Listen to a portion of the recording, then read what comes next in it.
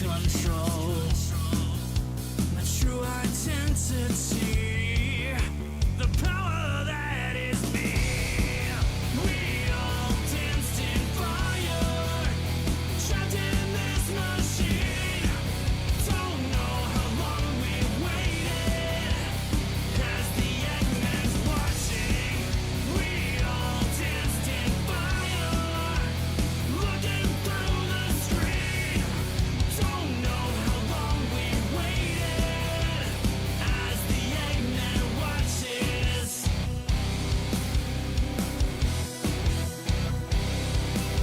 With the rules in the fight, electric lights, change surroundings, join history. A treasure disappears as she goes. Miss her as you look away, and no one knows. This power is a key. This power changes me.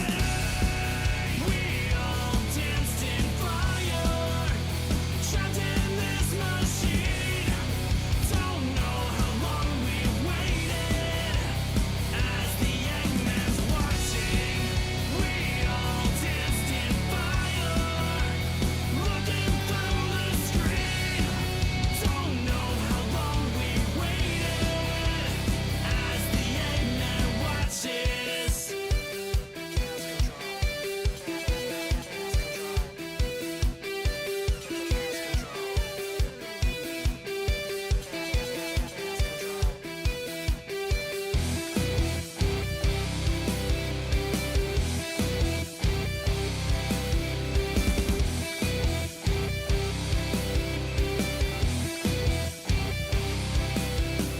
Yeah, 1, 2, 3. You didn't know, now I'm gonna show you the power that is me. You try to take me down, stop the show. Seems you never tasted fear or loss of control. The power lives in me. The power that is me. We all danced in fire, trapped in this machine. Don't know how long we've waited, as the Eggman's watching. We all danced in fire, looking through the screen. Don't know how long we've waited, as the Eggman watches. As the Eggman watches.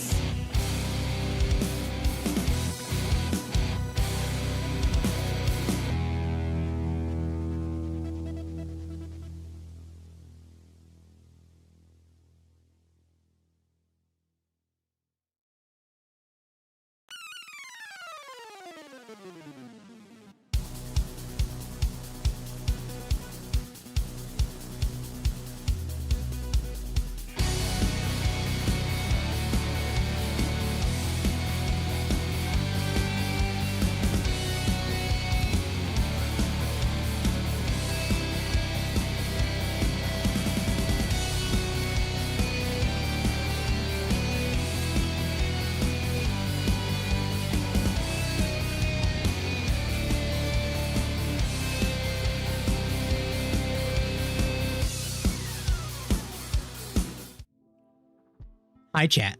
How's everyone doing tonight? Ugh. Let me get to the chat. Welcome Tape, welcome Magma, welcome Gator, welcome Annie, welcome Guy Cowermon, welcome Sly Maverick, welcome Sparky, welcome Requiem, and Guy Cowermon with the $2.99. I appreciate it. How's everyone doing tonight?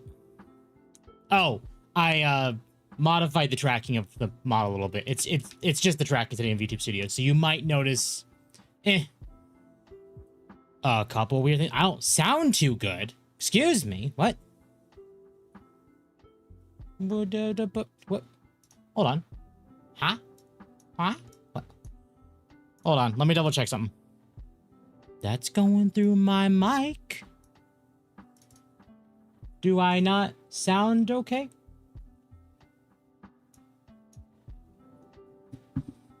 We sure it's not good?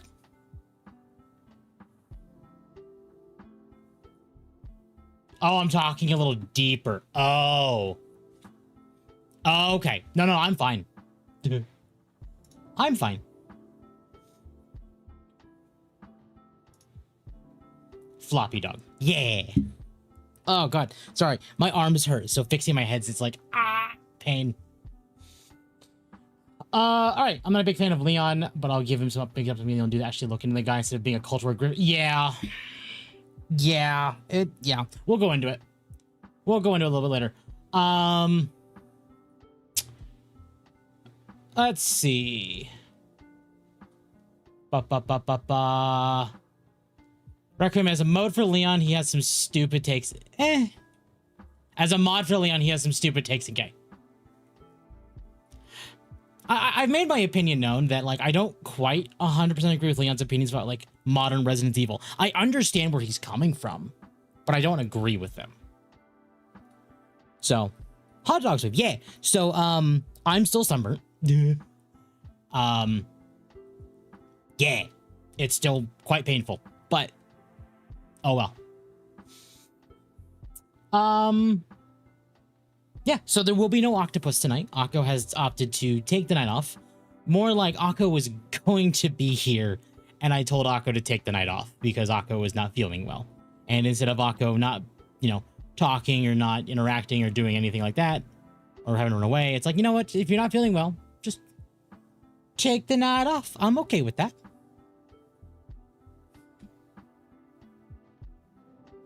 The RuneScape dog update makes you want to get a membership again, but it's a month-long investment.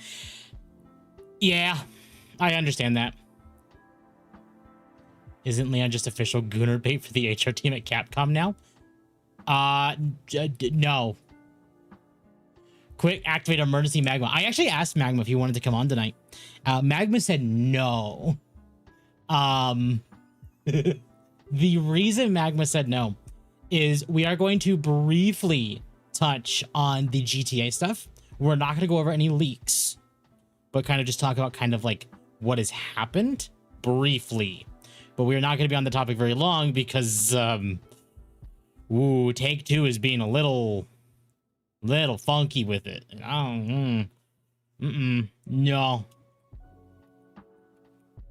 Was Leon S. Kennedy not Gunner Bay? Exactly.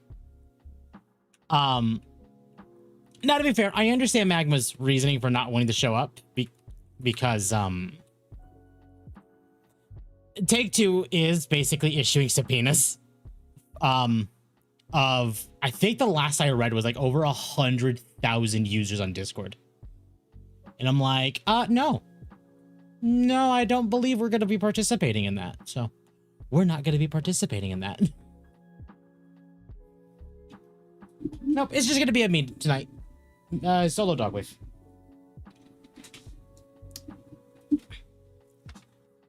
Which is fine. To be fair, I don't blame anyone for like wanting to dip out for that. That's just like, oh no, it is gonna get slapped down. It is. But it doesn't change the fact that we're not gonna glow that close to the sun. We don't need to do that tonight. You're hoping no judge allows a $10,000 or 10,000 try. Yeah, no Occo tonight. Occo is not feeling well, so Occo is going to take the night off. Between them and FromSoft taking down Dustblood's network push today, two companies are acting lame and gay at the moment. Well, from what I've heard on Dustbloods is that the network test was... Oh, wait. Did they take down footage? Why would they take down footage? I've heard that the network test was taken down because it was like really buggy or there was some like networking issues. So and like I understand that. If okay, I'm gonna play devil's advocate for FromSoft a little bit on that one. I'm not entirely sure that's FromSoft. Duskbloods, as far as we are aware, is a Switch 2 exclusive, which means entirely possible that Nintendo may have been the one to yank it. I can't quite confirm that one, but that doesn't sound like FromSoft's like MO. Unless Nintendo is forcing them to only allow certain people because it is a console exclusive, which is also possible. Because typically FromSoft does allow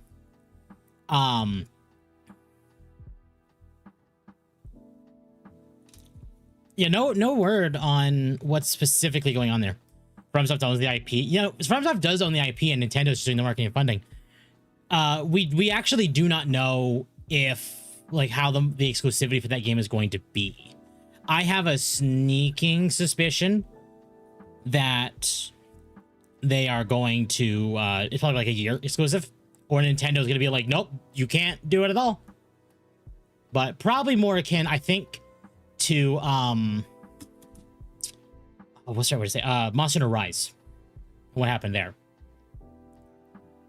I still can't hear Dustborn without when people say Dustbloods. Fair. To be fair, there was an interview. I didn't. It's not in the docket because I've been so busy this week. The doc is kind of small. I'll be honest.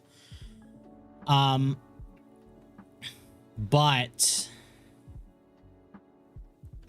there was an interview with Miyazaki about Duskbloods, and one of the things he said was that he actually regrets putting blood in the name of Duskbloods because it made people think it's tied to Bloodborne, which, you know, I never thought that. I based on, you know, all, because like you would be able to tell the architecture of Bloodborne, and that's not it. But I understand where he's coming from, because you have stupid people who just, you know, don't know. Welcome, Magma. FromSoft only allowing really, yeah, pure footage, cannot hear Duskbloods. Welcome, Lord Peace. Welcome, Noir. AC6 had good matchmaking. I still need to finish AC6. I actually started Mortal Shell today. The exclusives are going to drive the console on the ground, especially with the price consoles. Yeah, Sparky, if you want to join, you're welcome to come hang out. We're probably not going to be going the full 3 hours tonight. Although I've said that before and we have, so, you know,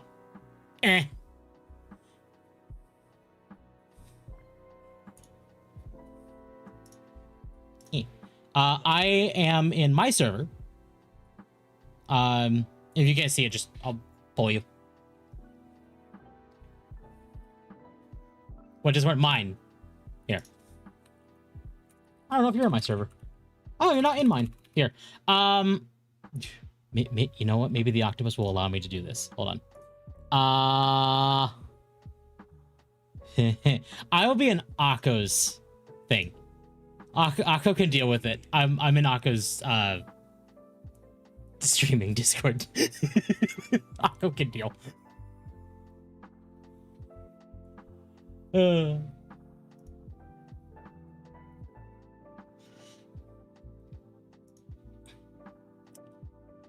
My Nikkei Persona collab rant was popping. No, yeah, we are going to talk about that, because now that the story is for the most part done, we will talk about the Nikkei stuff, the Persona event, because dear God, that event is awful. Oi. There we go. Okay. Where is your Fuki? I have your Fuki here somewhere. There it is. I normally don't mess with it. I just leave my screen blank. I'm lazy. I mean, that's fair.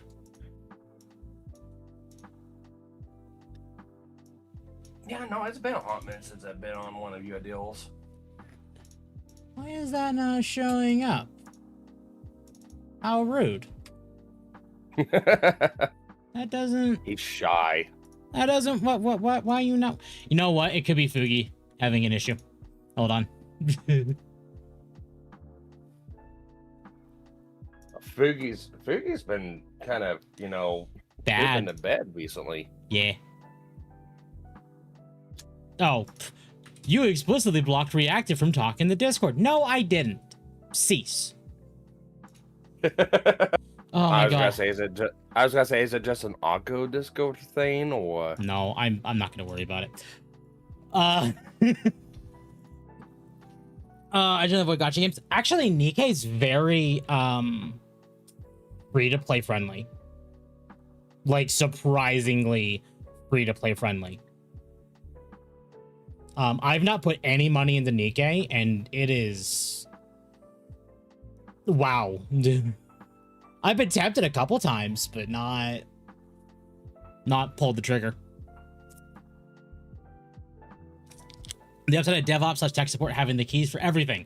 The downside having the keys for everything. Yes. Pretty much. They fucked up the skills for the collab units. Yes.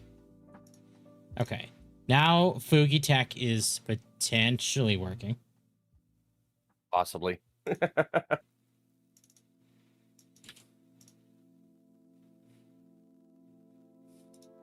Yeah, I need to get another Fugi Tech model. It's just my base avatar I've had since like 2017, but there it is. Okay. I found it. It's back. It was on my screen somewhere. Oh, you do have a lot of stuff on your string. My sources is just littered, and I need to clean it. What's up, Doggo? So we on the Sinking City 2 stream. Sinking City 2 stream? What? What do you mean Sinking City 2 stream, King? Or am I just dumb? Probably just dumb and I forgot about something.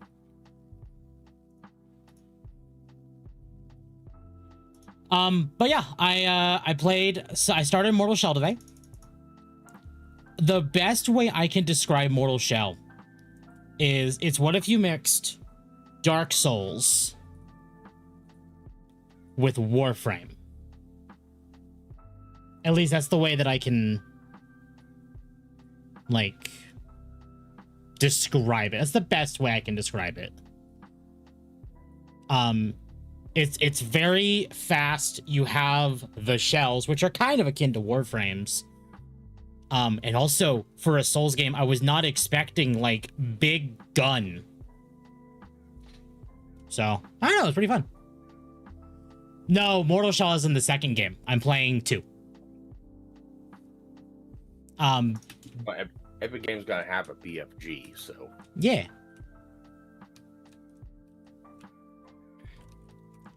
Mortal Shell has some jank, but it's yeah. No, it felt good to play. The thing out here, you know what? We'll pull this up now. We'll come over here.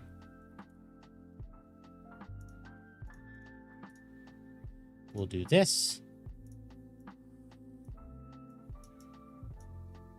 No, yeah, they're totally different games. I only bought 2 because 2 is the new thing. 2 is the one everyone is talking about.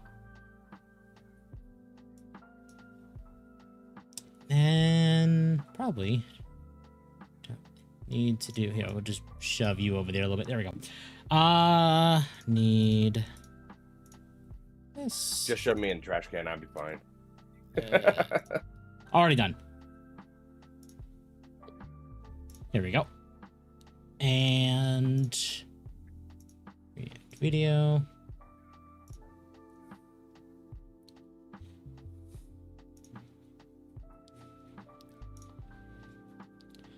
Here. So I did put something from Mortal Shell 2 in the docket, and this is infinite. This is just like so funny.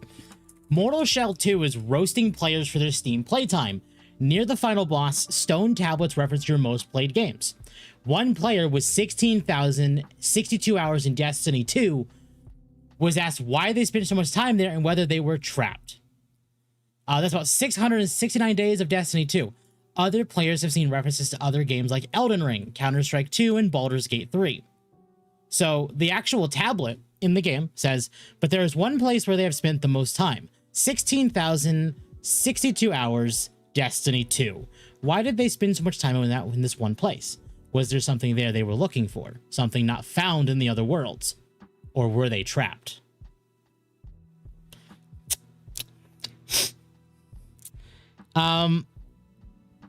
That's messed up. I mean, it's. I get it. I get it. It's a clever look. It can be a jab or it can be a compliment. I mean, it just depends. As someone that played Destiny, how many hours on Destiny do I have on Steam? 5,391 hours. I do feel the whole it's trap. I was kind of mildly trapped. So it's maybe a little too close to home. I've got a friend that they played daily, like 8 to 10 hours a day. They get done with work, go home, and they just play Destiny. And when Destiny 2 came out, they did the same thing. And they still play it to this day. Well, I don't know if they still play it after everything happened, but to be fair, I still see some people playing it. Like, in fact, we'll look at SteamDB real quick. How is Destiny 2 doing right now? It's been a bit since I checked on it.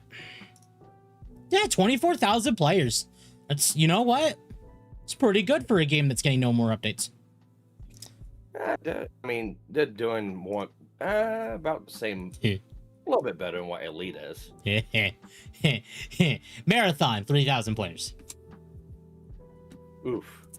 Ouch. Hey, Bungie, I want to remind you that your game that is dead, literally dead, has, about 21,000 more players than your primary game right now. Just saying. Noir for $10. I watched Musi play it last night, and I love there's no stamina. I'm probably gonna buy it since most Souls-like fuck up the balancing of stamina management. Also, Days Gone would be mine within 110 hours. When I hit the final boss of Mortal Shell 2, I promise you it is going to mention Final Fantasy XIV. At 6,882 hours. Yeah. I'm curious what it'll say to Final Fantasy XIV. Marathon killed Destiny 2 so we could die. Yes. Mortal Shell 2 is Dark Souls but with cake. Also, yes. I was not sure that you would be able to make your own character in Mortal Shell 2 because some of the implications from what I was seeing was like, again, Warframe-esque, but I wasn't sure about that. But now that I've actually sat down and played, the intro, essentially, no, it very much is Souls, but Warframe. And it's pretty good. I did notice the stamina thing. Yeah. I do have a question for you. You said you have about 5,000 hours in Destiny 2? Yes. How long you been playing Destiny 2?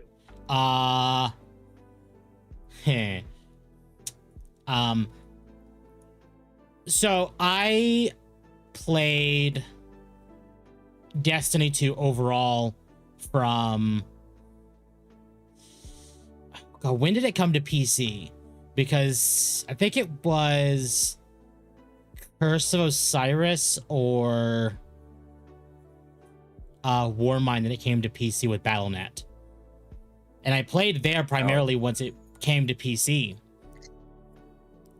But I swapped to Steam when Shadowkeep came out, when it came over to Steam. All right. Well, I'm looking through my playtime history on games. I started playing Elite last year. I have 4,000 hours in that game. So it's like, damn. Oh. That's a few hours. Because realistically, what I would do is I'd put an unhealthy amount of time into like whatever expansion's out.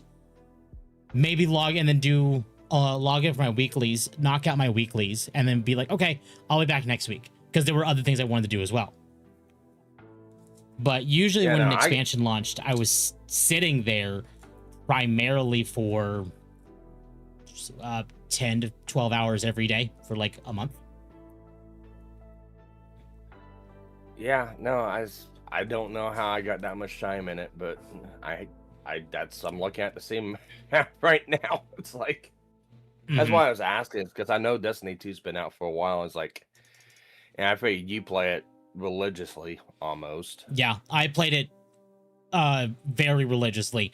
I had to pretty much cut myself off once the seasons were done for the Final Shape expansion.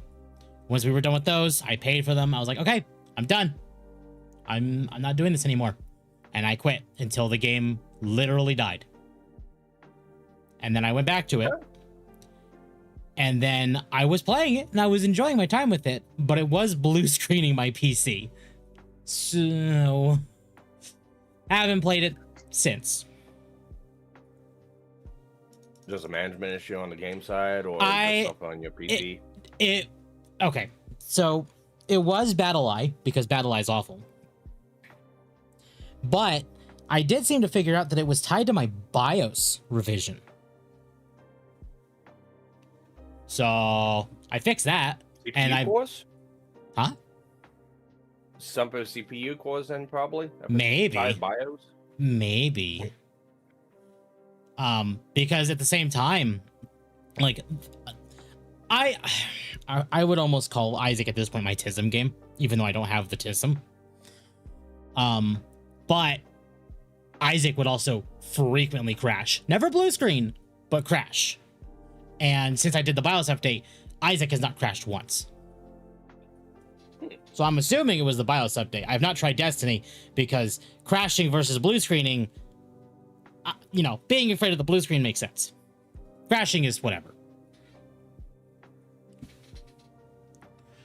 Can I make a lolly Immortal Shell 2? No, you are a set character and your shells essentially are the characters essentially. So it's really whatever the devs have made that you can use. It's kind of like changing your armor up and like Halo almost. Mm-hmm. And, exactly. Combat. Exactly. The only ones I can think of without my head that handle stamina well is Remnant and Neo. Liza P does stamina fairly well too, but it does also have stamina. Temp was always crying on monsters in the basement. Better than War Thunder. I'm so glad I don't play War Thunder. That game is... that has its own people. Got Cowermon for $1.99. The most of the time on Steam is COD. Was that Black Ops 3? Maybe? With 89 hours. See, there was a time when Borderlands 2 was my most played game on Steam, and that was 785 hours. And that was my most played game on Steam. And then I played Elsword, and that capped out at 1,615 hours. And then along came Destiny 2. And Final Fantasy 14. And not so many other games have not seen the light of day since I've played those two. Yeah. Welcome on Furious. What the dog doing? We're doing the Dogwave. Second Eliza View is 67 hours or 76 hours. Yeah. I have a lot of... God. The more I look at my Steam library, the more I'm like, I have so many games over 100 hours. It's scary. I'm sitting there looking at my mom's Steam account. She has like 12,000 hours in Elite. I could never get into Elite. But Space Sims like that are not... If you have the right control setup, it's actually easy to get lost in it. That's what I've heard. I just don't have the right control setup. I've got twin VKBs playing it. So, oh yeah, and I'll never play anything else. I know some people who play keyboard. I don't even like touching the keyboard. It's like, oh yeah, I tried playing keyboard and mouse, and no, absolutely not. No, I had Thrustmasters with it, and yeah, I played the game. I had fun with it. As soon as I swapped over to twin VKBs, it changed the entire dynamic for the game for me. I can actually fly, maneuver, do everything I want in it, so it's fun. I have it, so. Oh yeah. Elsword, that's not a name I've heard in a long time. Yeah, no, I used to play Elsword a little too much. Not as much as another friend of mine, but like how many? I need to check how many hours do they have in Elsword on Steam. Oh, 3,310 hours. It's too many hours for that game. No. Idle game is with 179. I don't have any idle games. The only idle game you could say I have is RuneScape, and that's only like 11 hours, maybe 12. And it's not even like an idle game. It's like you can at least do idle stuff in it. I love that Chung at 3 past Femboy, Shadow the Hedgehog, and Pikachu. Yeah, I hate that analogy, but yes. Yes, yeah. Speaking of Shadow, I did want to bring up some of the news about Sonic 4 that we got this week. Because it's a little wild what we're hearing. Sonic 4 will reportedly feature either time travel or multiverse travel. I mean, time travel was a given, considering the inspiration is taking off of, but, you know, sure. Shadow is said to be a knight wielding the Erendite sword from the Sonic and the Black Knight game. Which maybe we'll think it's like, okay, if it's multiverse, then this is Lancelot. But the more I'm looking into this, there was the end credit scene at the end of Sonic 3 where we saw Shadow pick up one of his inhibitor rings. So we know Shadow's alive, but it's entirely possible that, because the rumor has been is that at the end of Sonic 3, Shadow launched Eggman into the future, which is how we have Metal Sonic now. Understandable. What if the reverse happened to Shadow and he got sent into the past? Because, and I think this is actually a really, really, really great note. Apparently, there's a medieval castle set for the movie that people in the UK are noticing. Because we had some actors pop up that were going to be in Sonic 4, like Ben Kingsley, Matt Berry, Richard Ayoade. So, interesting. But someone says here, I heard they're filming it at the studio near me in Shinfield, UK. They have a medieval castle set there. I don't know if that's for Sonic or something else. Someone else replied saying, currently at my parents and my kids' walkie-talkies are picking up Sonic 4 crew shooting at Shinfield Studios. Apparently Andy forgot to light the arrows on a take with Shadow featuring. Okay. So it's leaning probably a bit more into time travel, but Shadow got sent into the past. Oh no, not Kingdom Valley. You know, it actually... Oh my god. Oh my god, they could do that.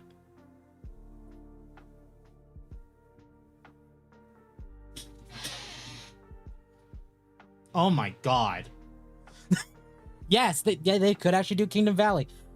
The heavy theory behind this so-called next trilogy of Sonic with 4, 5, and 6 is that they're going to kind of slowly adapt Sonic 06.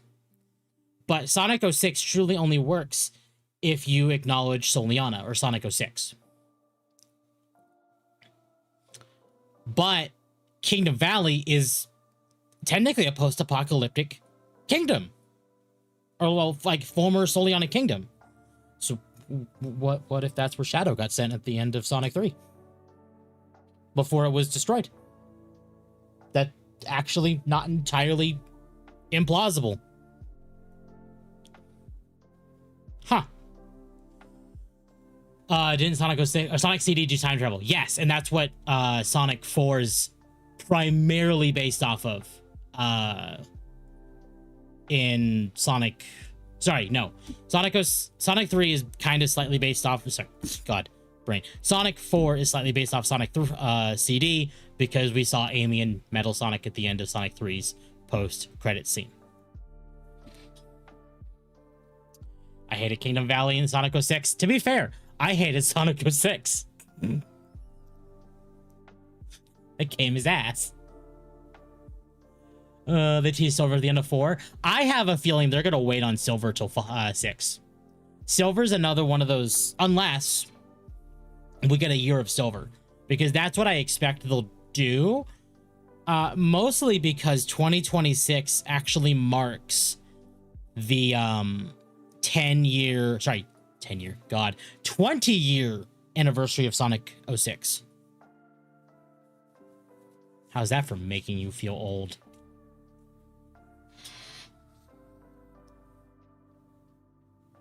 Kingdom Valley in Shadow Gens was significantly better than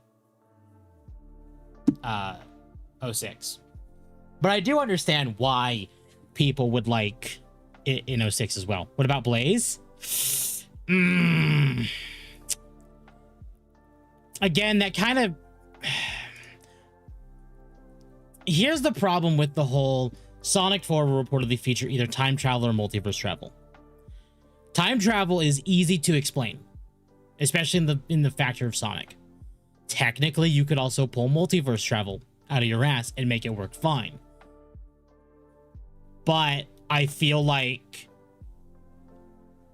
unless something happens at the end of with Metal and time travel and stuff, I highly doubt we're gonna get anywhere near multiverse stuff. Maybe we'll see Blaze in 5. Blaze could, but here's the thing is I don't know how well Blaze would work within the context of the movies. Hopefully they don't try to do anything wild like they did in Archie. Yeah, exactly.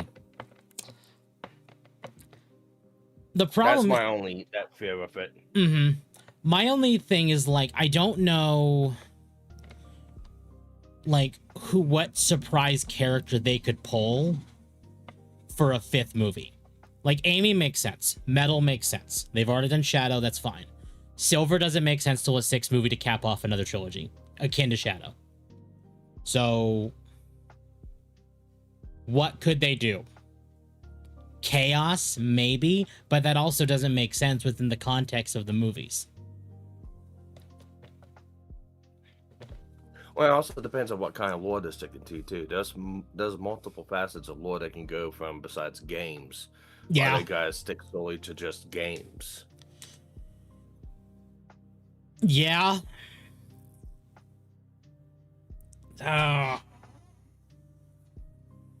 It just depends on what kind of licensing that they can get. Well, they probably have the full access to at least game characters. Probably not more than just game characters. Okay, Lobster, I'm going to stop you right there. They're never touching Mammoth Mogul again, I promise you. Ever. Mammoth Mogul is a dead character. That was one of those people, one of those characters lost in the Ken Pender's annihilation of Archie. No, that character's never coming back. I pray for Shard. I don't want Shard. No. Because Shard is too early for the movies. Way too early. The Chaotix could make sense. Again, the problem with movies like this is you don't want to add too many more characters. I already kind of feel like Sonic 4 might be even bloated with the fact that we have Sonic, Tails, Knuckles, Amy, Metal, Eggman, Shadow. For a movie, it's getting kind of bloated. I have a feeling that Shadow will not have a major presence in the movie. There'll be a fight scene between Sonic and Shadow again. Trying to get Sonic to at least reawaken Shadow's memories, at least enough to get him out of his Lancelot shtick. And then because we have the Sonic universe fan or not fan, like a event movie happening in 2028, and it's highly speculated that's going to be a Shadow specific movie. So we will need to at least have a moment where Sonic is able to at least break this, like, whatever's happening with Shadow, so that we can at least get him from point A to point B, and point B being his movie.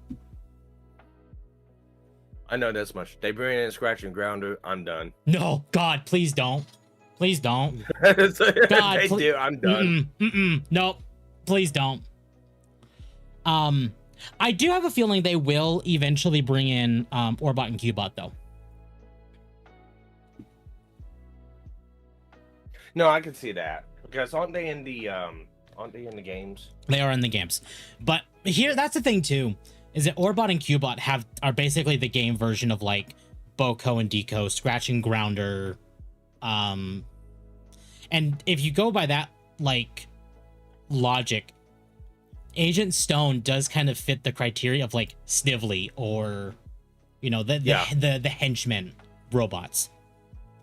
I was gonna say Snively wasn't Snively Robotnik's nephew? Yes. Yeah.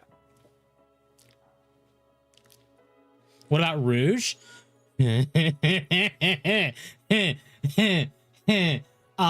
we see Rouge, it'll be in the Shadow movie. It will not be in the Sonic 5. No. Unless Sonic 5 takes place after the Shadow movie.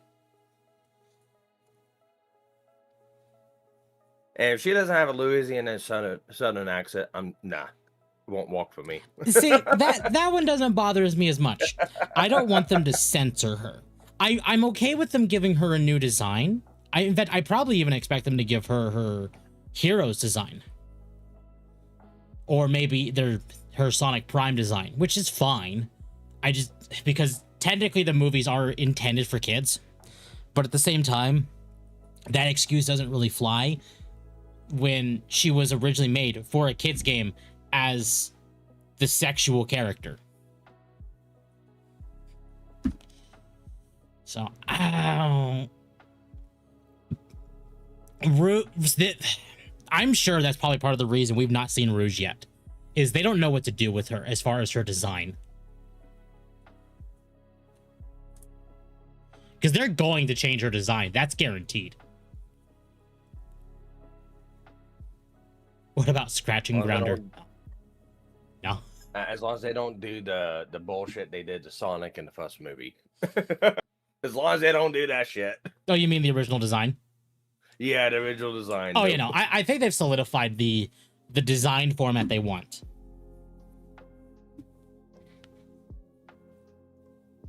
It's more like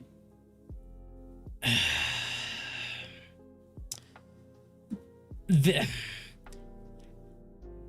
need to know if they knew 100% the audience that they're intending to bring to theaters, which I think the people involved in the movie do know the target audience. The target audience is old Sonic fans.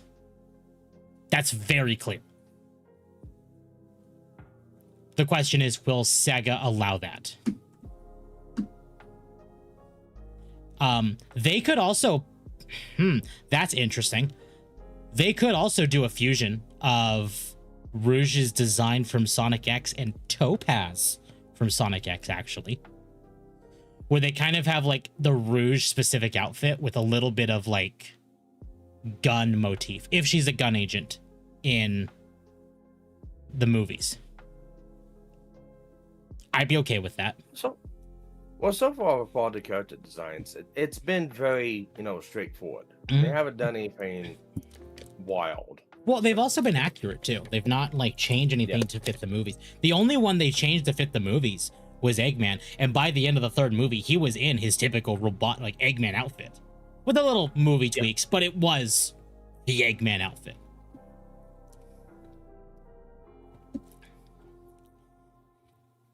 So, I mean, maybe they'll do Rouge right. If they do, they're just gonna like use the heart chest piece to just cover her tits entirely.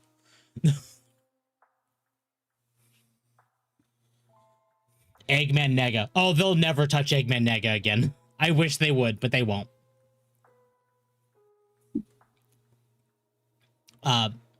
Primarily because of the words nega, which doesn't make any sense, but you know, whatever. PC nature, right? Really. Autistic man children then.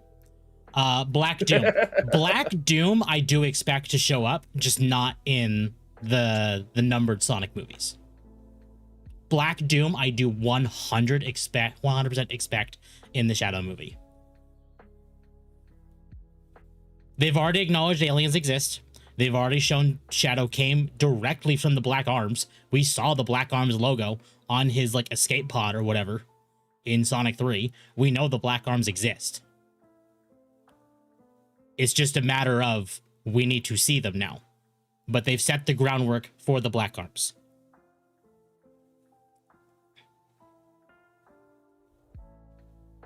Kick mod being negative. The nega chin. My neck.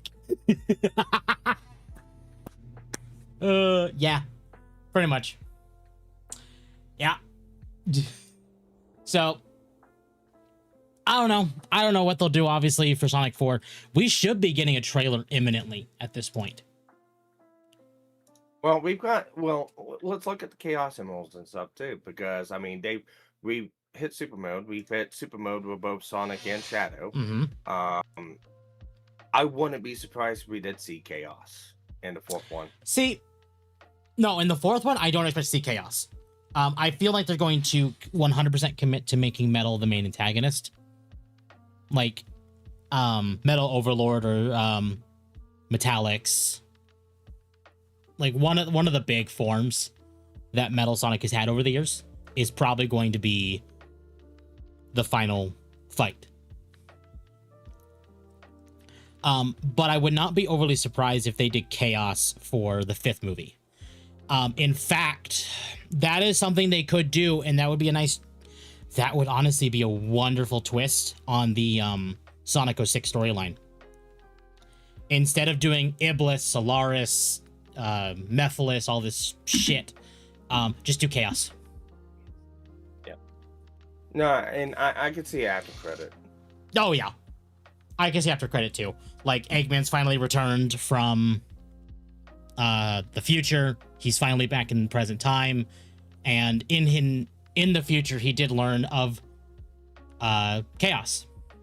So he's acting on that now. Or maybe there's a point in the movie where, you know, Sonic and Eggman go into the past. Again, when we point to the whole night shadow thing they're talking about here. Maybe that's where Eggman learns about, like, the tablets or something like that. I hope to God they don't pull Sonic Unleashed this early and be like, we're going to skip Iblis, we're going to skip Chaos, or we're just going straight for Dark Gaia. Not yet. Like, if you wanted to use movies as a way to do it, Dark Gaia is the equivalent of, like, Thanos or Doom, if you want to point to, like, the MCU as, like, examples.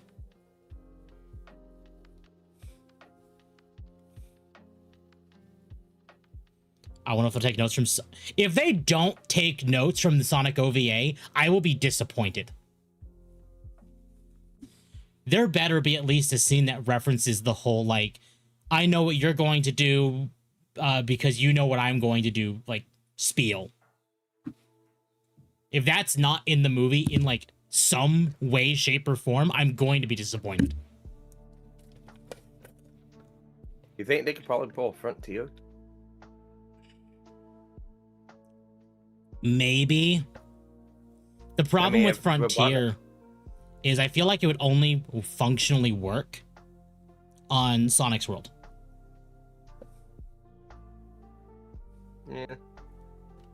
Because the point of Frontier was you had the aliens that brought the Chaos Emeralds to Earth, or brought them to Sonic's world. In the games, it doesn't matter, it's the same world. But in the movies, they're two separate worlds.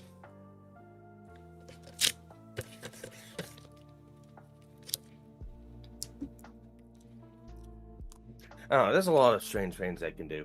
There is. I mean, they haven't really been, like, keeping true to, like, the games and stuff like that. They've been mix matching and hodgepodging here and there with it. They were to make getting it their own. they were getting kind of true with like 1 and 2.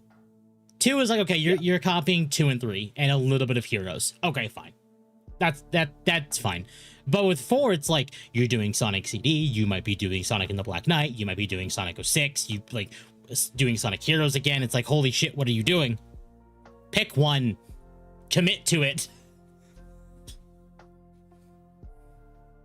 I feel like the Black Knight thing might overall just be like a reference, and that's it.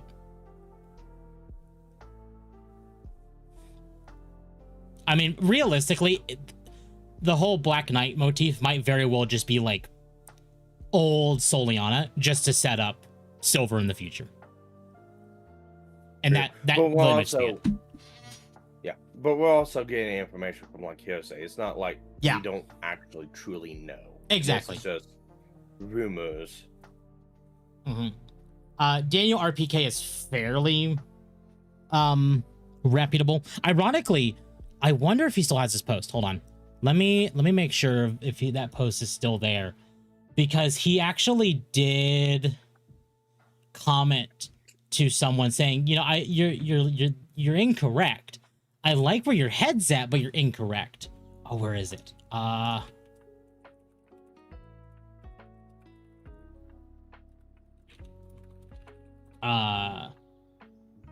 Here we go. Daniel RPK has already said this is not happening, but it says Sonic 4 will reportedly feature Silver as a secondary antagonist, similar to Knuckles in the second movie. He will also be voiced by Steven Yeun. Which he's obviously replied, basically saying, I didn't say that, but that's funny. And, you know, Steven Yeun as Silver actually is not... I actually could see that.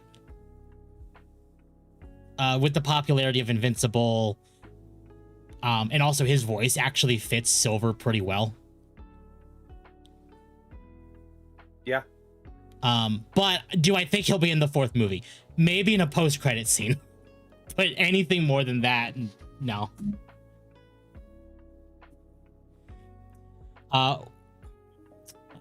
Would Starline be a possibility? Too early for Starline.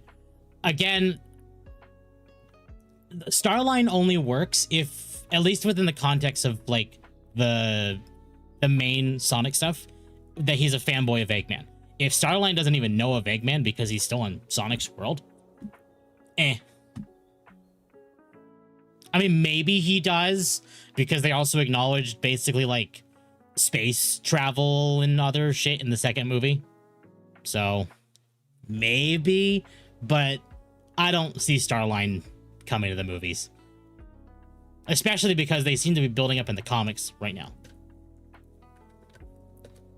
Now, I would say space seems more likely if they'll like want to follow how they did with Sonic X.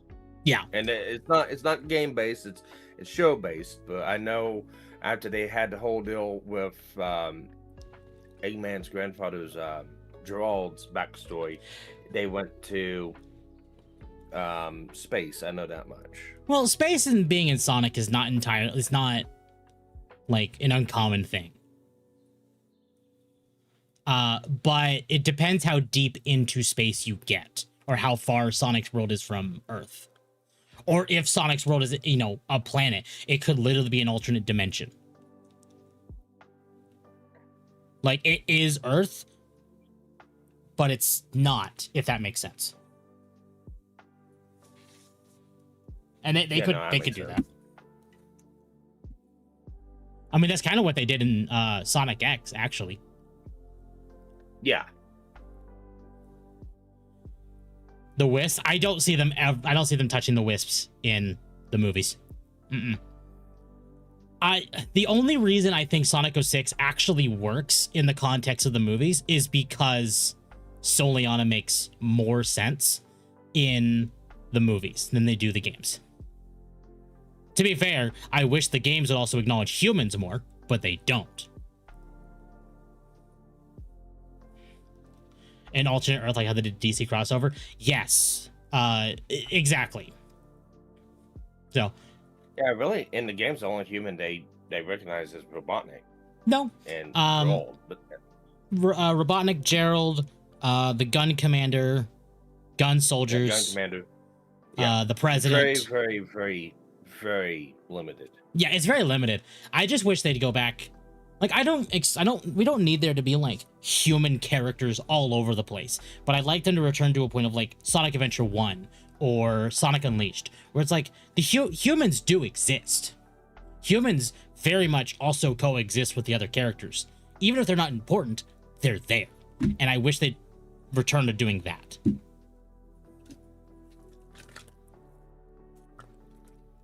Yeah, 06 has whole human cities. Yeah. What about Professor Pickle? Pickle's also possible, yes.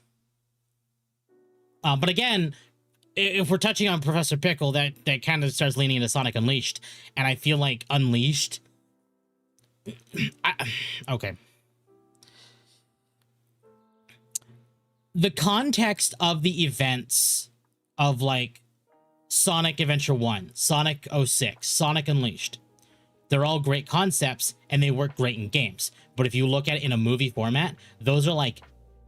that's like Avengers Infinity War Endgame levels of, like, calamities. So, I feel like for the 6th movie, they could pull one of those 3, and it'd be fine. But they cannot back-to-back be like, oh, here's Perfect Chaos. Oh, here's Solaris or Iblis. Oh, here's Dark Gaia. No. That's too much bullshit back-to-back. Again, I wouldn't mind that, but the budget department might say otherwise. Yeah. I mean, if they would do multiversal, it was like, I wouldn't mind seeing something like they did in the Archie span for, like, you know, worlds collided. But even then, that would be like end point. Yeah. And even then, there's nothing to establish that, and that was such a mess. Exactly. Yeah. The stakes got raised when you start pissing on the moon. You know, pissing on the moon did happen. I just noticed Choke Me Daddy on the live section. What? Oh. Hi, Tyga. All right. Yeah, that's the thing. Not enough bullshit. Adds more bullshit. Hand a Sonic game to Kojima. That will get attention. No, I would like a game, please. Not a movie. I'm sick of movie games. Off topic, did you see that Monster Hunter Wilds got Steam Deck verified? I did.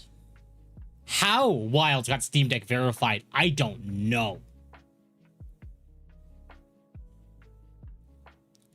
Welcome, EFC. Crazy opening line to come into. Hope you're having a good day. Yay, we're having a great day. I'm sad they probably won't do the Death Egg since we already had the Arc. And the Arc wasn't even remotely what we thought it was going to be. I was a little disappointed about the Arc in Sonic 3. I mean, it served its purpose, but most of what... No, remember I was watching Sonic. I'm sorry, go ahead. No, you're fine, go ahead. I was gonna say, watching Sonic 2 and watching his Robotnik's abilities with the Chaos Emerald and stuff like that, I was 100% expecting Death Egg. Yeah. It never happened.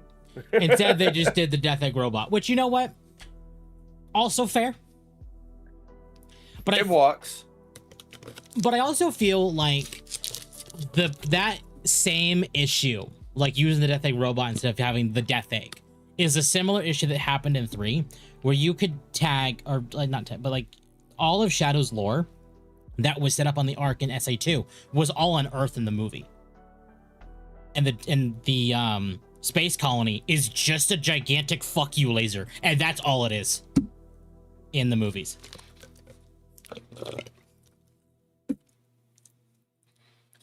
And that itself creates some issues with, like, writing. I do wish it was the actual space colony and not just a laser cannon. I was hoping for the Bio-Lizard. Admittedly, the Bio-Lizard does not work in the context of the movies because the BioLizard would also have needed Gerald to work with Black Doom, because BioLizard was a prototype for Shadow. But if Shadow was just sent to Earth by the Black Arms, the BioLizard does not make sense. So, the BioLizard would have been cool, but again, we gotta start leaning into budget. I think the budget is the whole reason we've not had, essentially, Eldritch horrors yet. Sonic 4 may change that, admittedly, with metal, but maybe Eggman comes back from the future with a fully operational Death Egg. You know what? That'd be cool. You know what? That'd be cool. I'm down. Yeah, I'd be behind that one.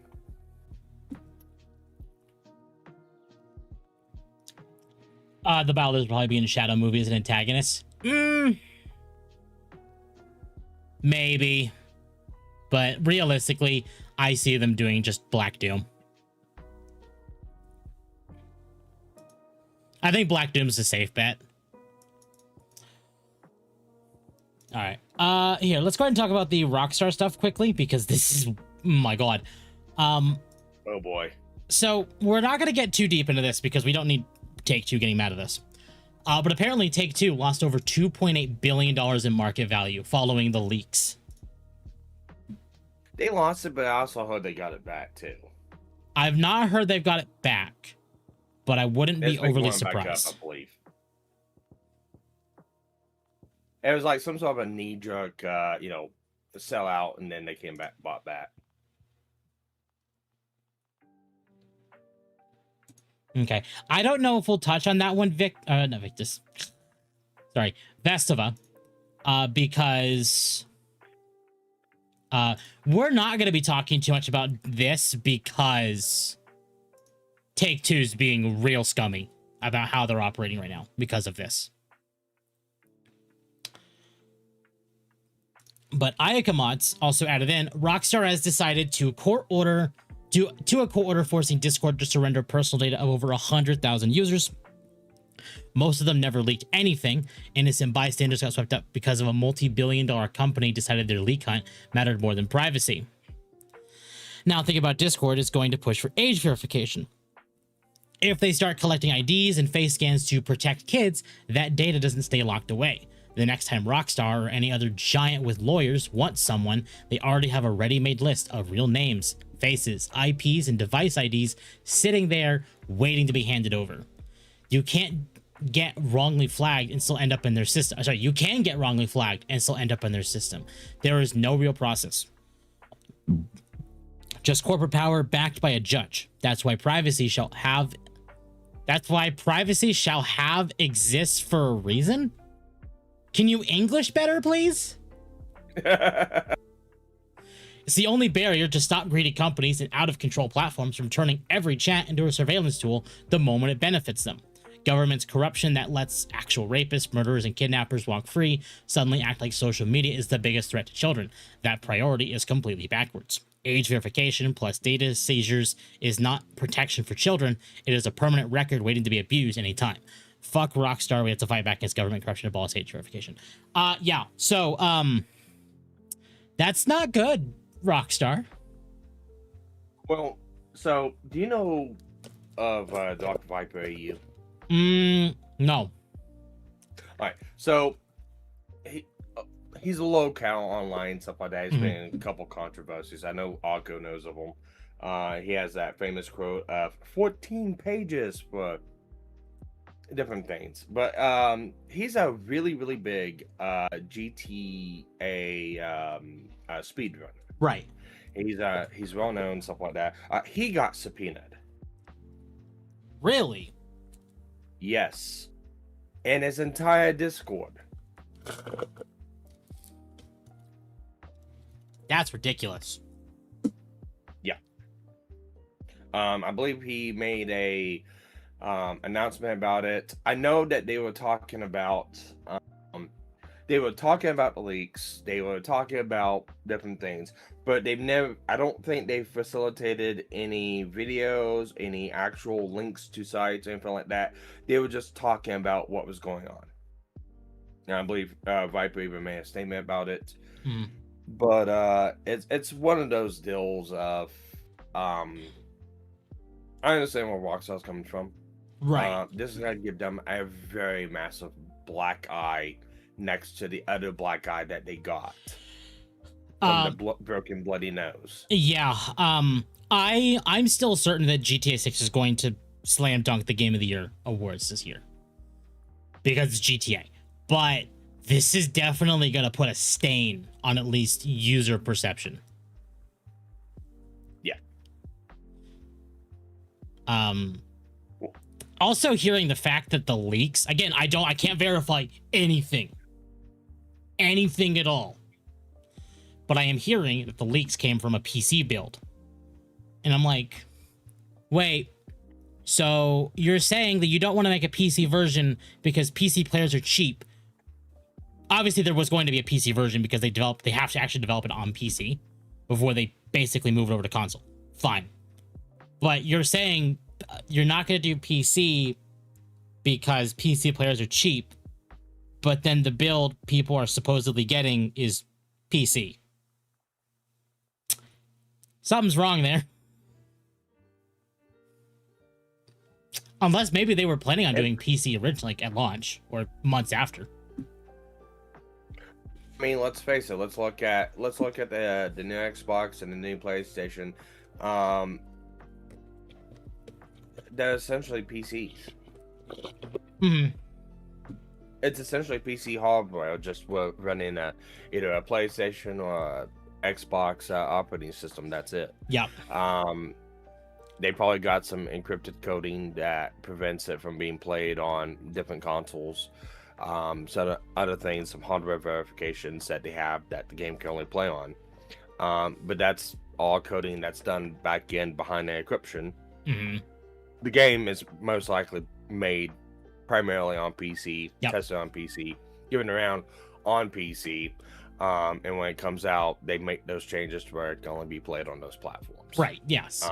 These consoles are not like the Switches or like old consoles of the past, where you had to have an actual development kit. Mm-hmm. No, absolutely. I wish Darth Viper would put Rockstar's lawyers through hell. You know what? I can't say I doubt it. Dog Viper would be on Rockstar's side. So Dog Viper doesn't like any kind of like React content or content theft. Yeah, he is one of those very happy DMCA friendly people. If you think you took his content, even if you did transform it. Oh.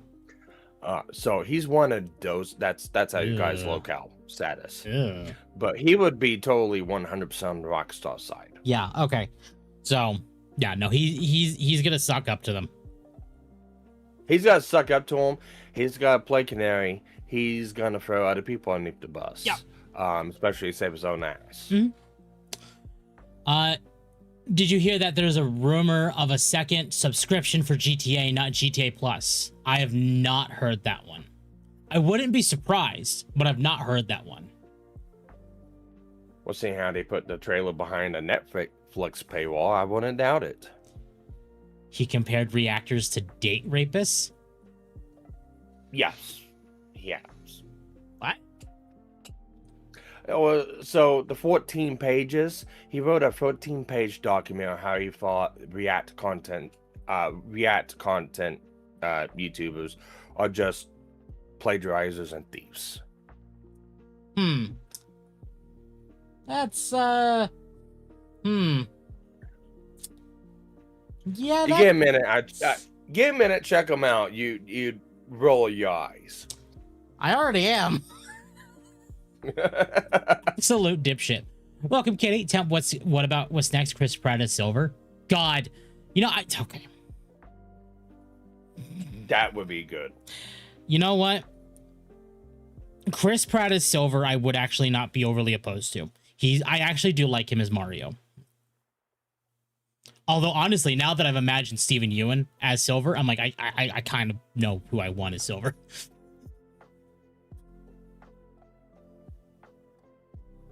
Because Silver's always had like that, like high-pitched, squeaky voice. And I think Stephen Ewan can kind of adapt the invincible voice to Silver and work great. If the guy gets caught and doesn't reset the timer, it's rigged to leak everything he's gotten. Oh, yes. Apparently, CyberLeak has a dead man switch. Again, I don't know how much I believe about that. I see a lot of people say that they don't believe it, and I can straight up 100% see why people wouldn't believe it. But in today's day and age, especially since you got the anonymous account kind of coming out backing them too, I wouldn't doubt it. And this is not just a single person. This is a group effort. Oh yeah, it's not just one person. Yep. And I wouldn't doubt that they have this thing set up on multiple different drives to release if it's not at the time it's not reset. I can totally 100% see it. I can actually see them releasing it, even if they got Rockstar to bend the knee and to fulfill all their demands. I still see them releasing it as a fuck you. Yeah, it's kind of, I don't want to say spicy. Spicy is the wrong word I'm looking for. But Rockstar, no matter what, is in hot water right now. I do want to know what's causing people to want to leak it this bad, though, because no game has had leaks this volatile. Or yeah, radioactive is another great way to put it, Call Engineer.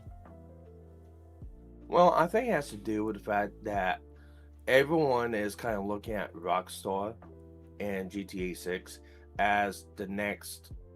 And I'm not talking about just game industry. I'm talking about like just everyone in general.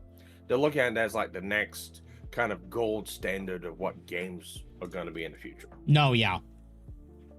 In fact, so I can see why people want to come out and absolutely sabotage and bring this down several pegs. Oh, absolutely. To try to keep that from happening. In fact, I could almost firmly believe that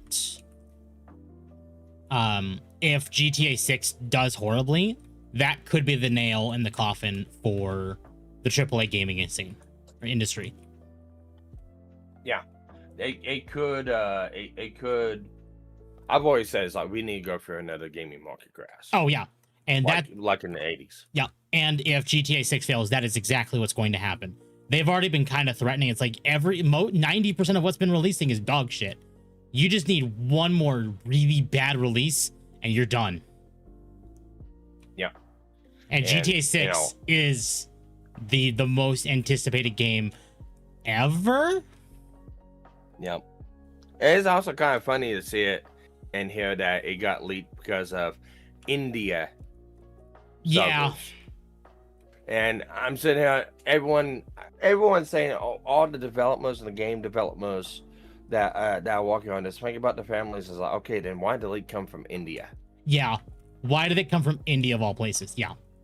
Which is another big red flag. And that's a tinfoil hat theory. And I'm like, I don't know. But it's entirely possible that CyberLeak is within the company.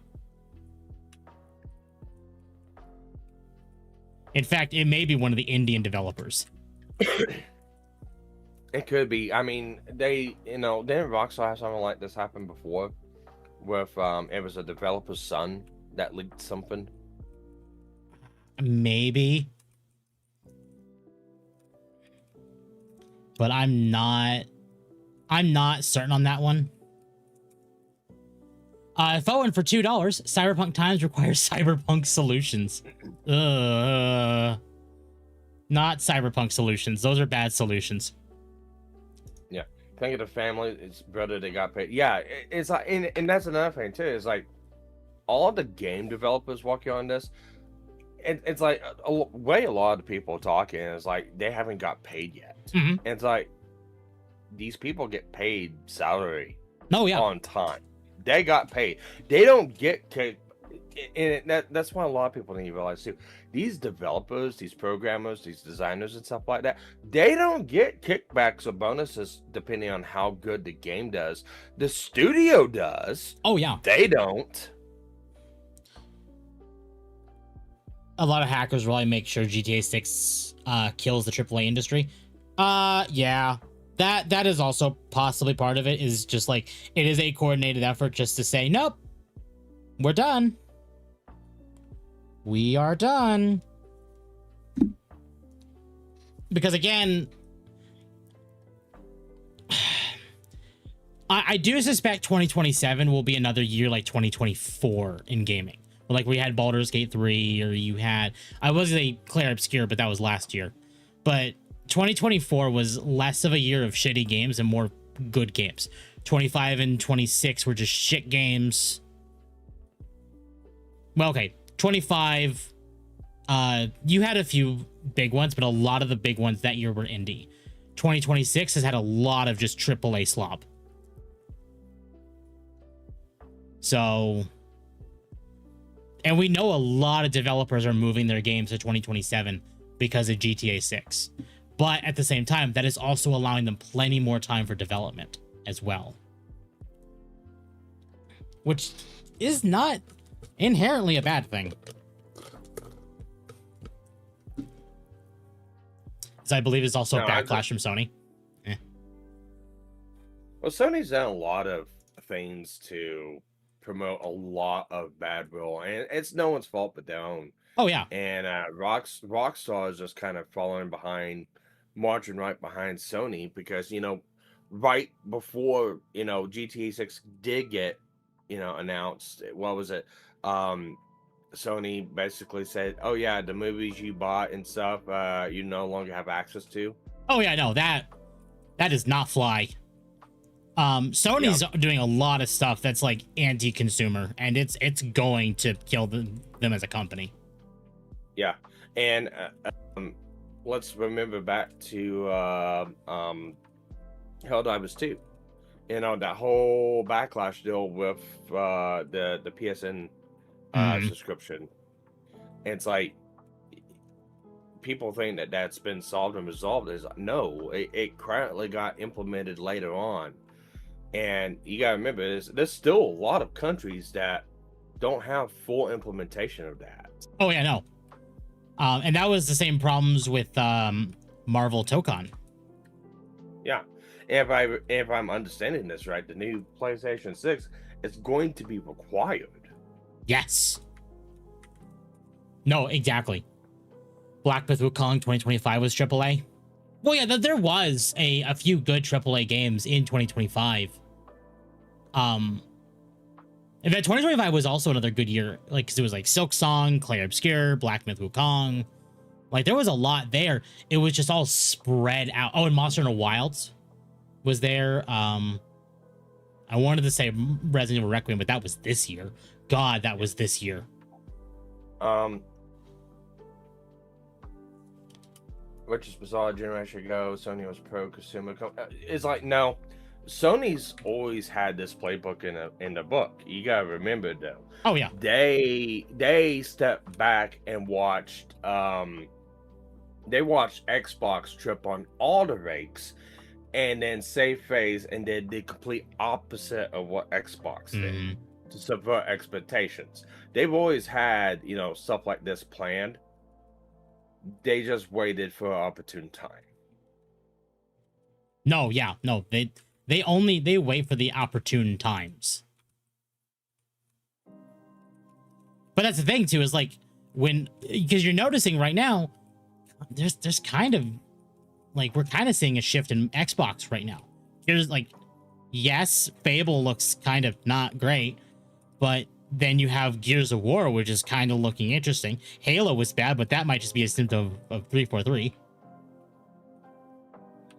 I don't think Halo's ever gonna be good again. No, but hanging around like Magma Tape, who actually played the Gears of War E-Day beta, they like the armor. Like when you're doing multiplayer, literally is like male and female. It's not type A, type B shit. It is, they straight up say male and female.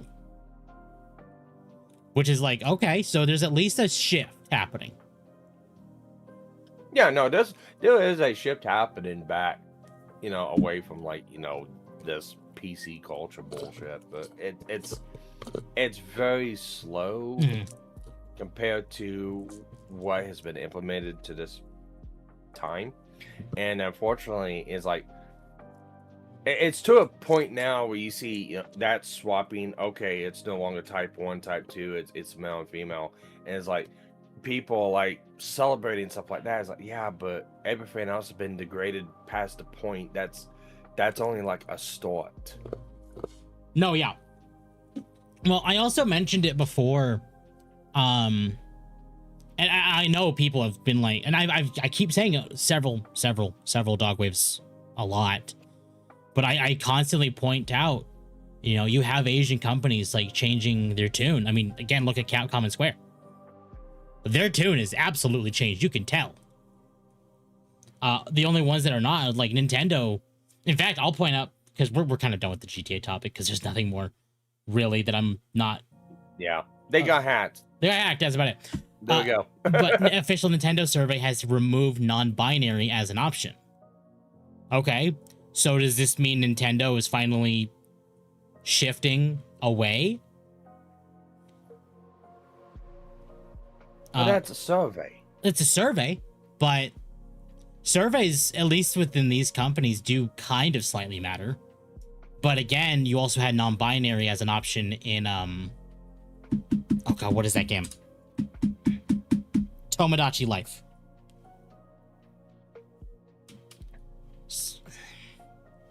So I don't know. Maybe there's a shift happening there. I do know for a fact Sega is very much like infested. Like you could tell, especially with how they're acting lately. Yeah. I just got to wait from Grum showing their Fable fixer female face. It doesn't mean Fable's gonna be a good game though. Fable looks like shit.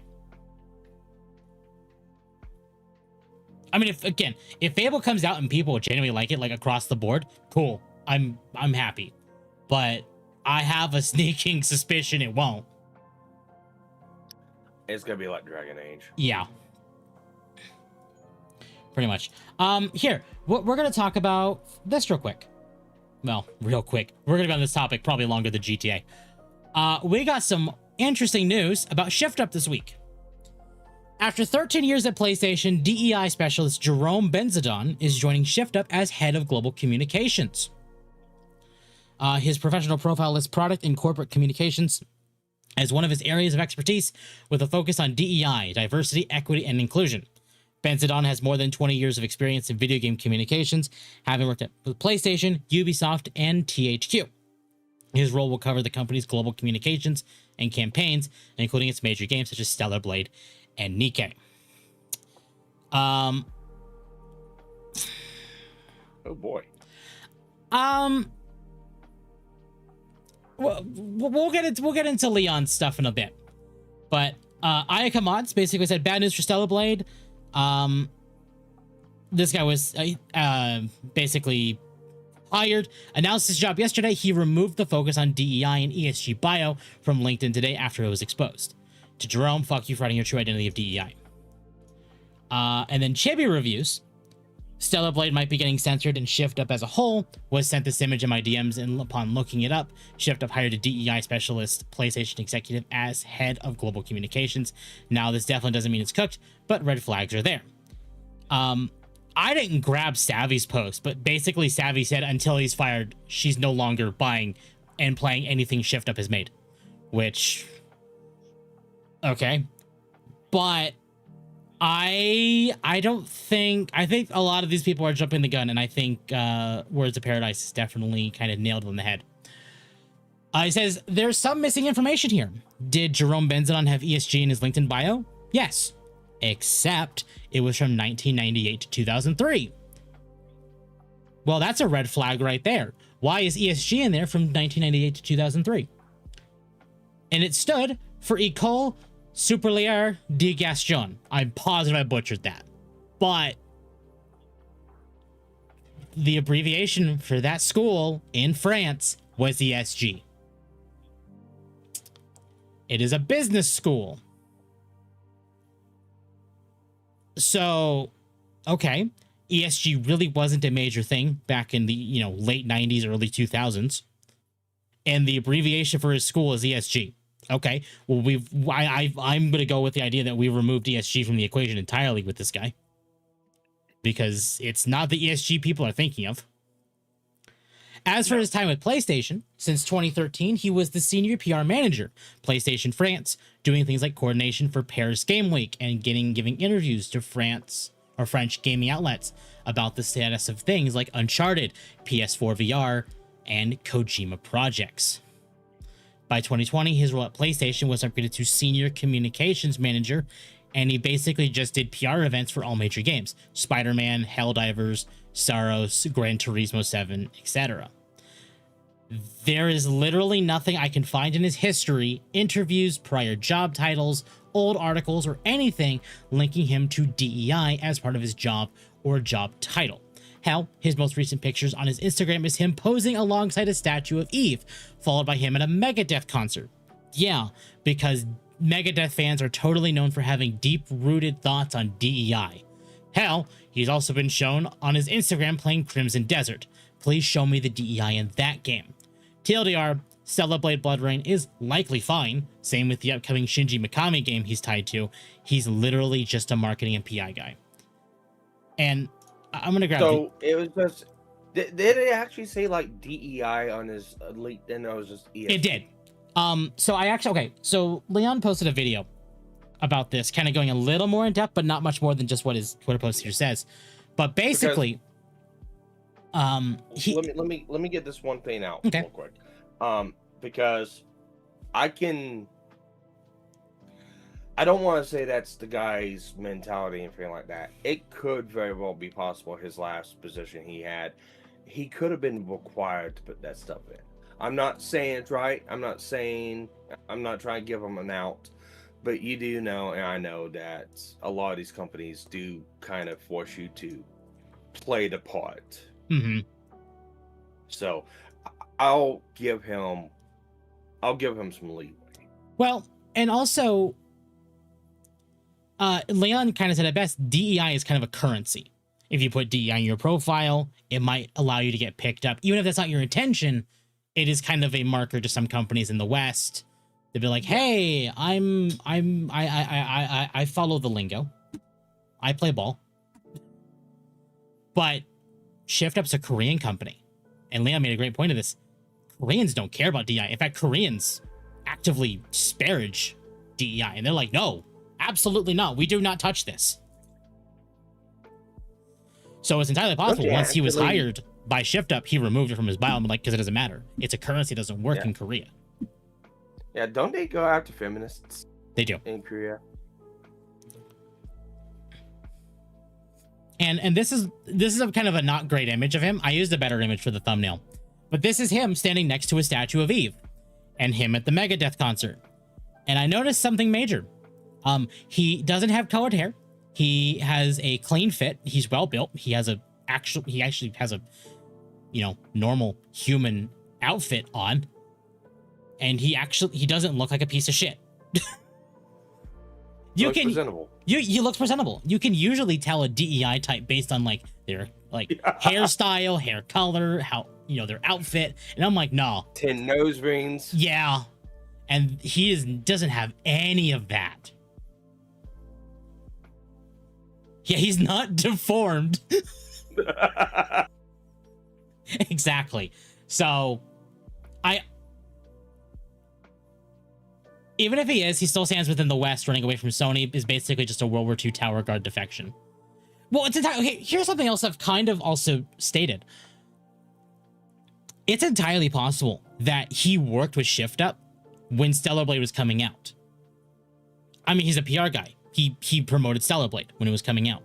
But it's entirely possible he had a good relationship with ShiftUp during the marketing cycle for ShiftUp or for Stellar Blade, and ShiftUp was like, "Hey, you did a fantastic job. Do you want to come work for us? Because you did a fantastic job at the job you were hired to do?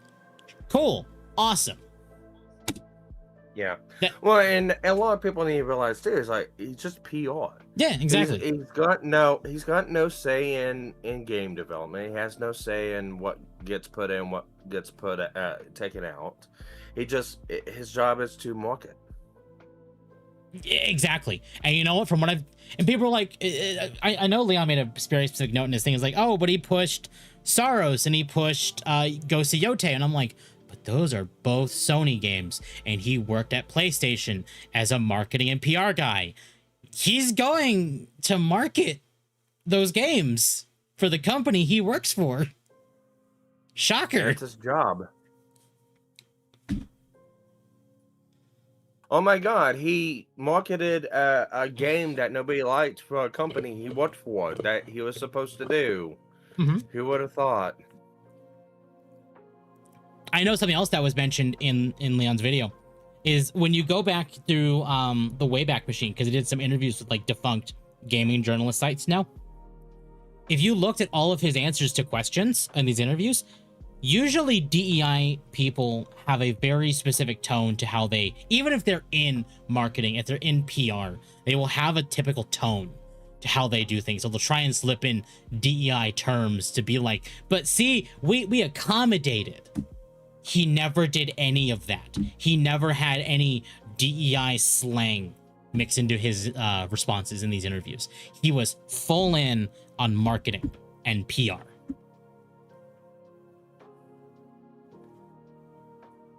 Again, it's one of those things of like, you can always tell based on their hair, based on what they wear, based on what they look like, based on how they write, that there's something wrong with them. Everything I've seen in this guy, he's human. He's normal. He's French, but he's normal.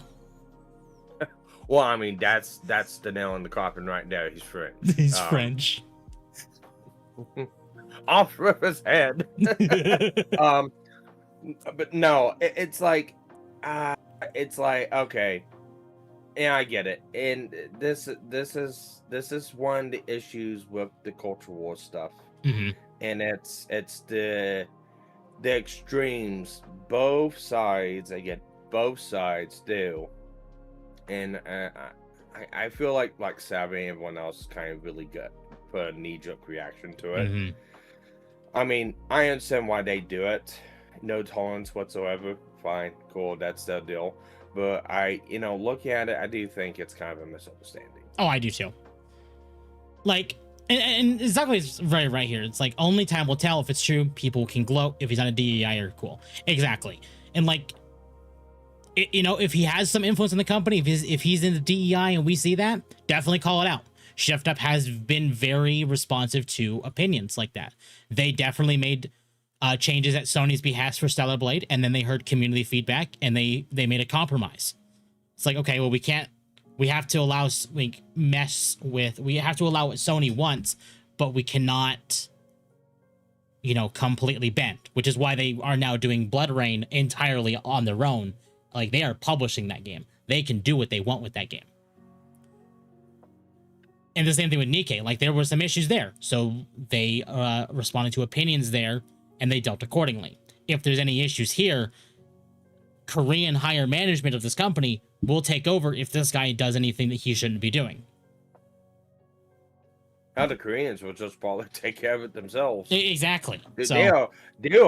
If you have not seen, and I know you probably have, but for anyone else watching, if you've not seen Koreans go after feminists online, it is a sight to behold. Oh yeah. No, they do not like it.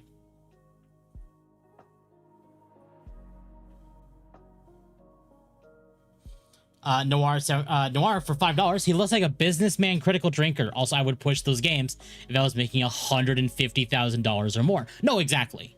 Like, yeah. Yeah. Yeah. Exactly. Lily showing a picture of him being at Megadeth concert is PR 101. I literally don't understand how you cannot see this easily defined PR tactic of, ooh, look at me, I'm a person. It's very, very, very true, Victus. This should all be PR. Everything here, he could be dressed up nicely because of PR. He could be at a Megadeth concert because of PR. But at the same time, PR people and people in communications like that love to gloat, love to be very uppity with their opinions. And and make what they're into well known. If he's not doing that here, which means he's doing a fairly good job of potentially hiding it, so it's a wait and see. Could we be wrong? Could he be doing things that he shouldn't be doing? Absolutely. But as of right now, there's nothing here to indicate that he will do what people are concerned about. And again, I mean, let's look at his past games and stuff he's pushed. I mean, some of them are pretty good, and like Helldivers and stuff. Yeah. Here, let me pull up a list of what he has done. Can I have a list of the games he has worked on?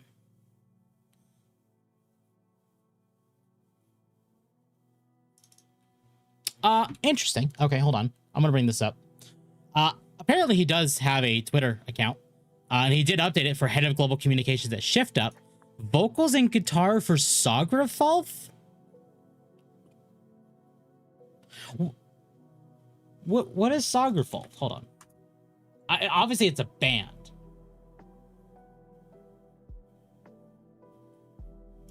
Oh.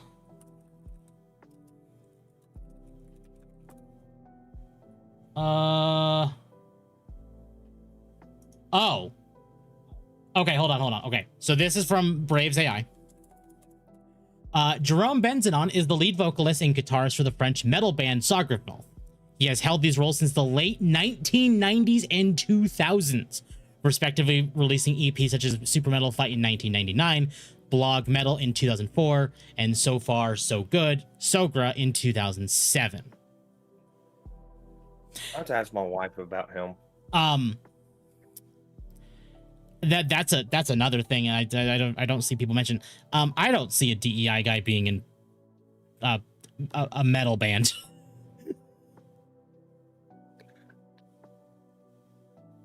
Again, I could be wrong, but I mean, you do have some like heavy metal and grunge metal bands. Like, oh yeah, you do. Rise Against.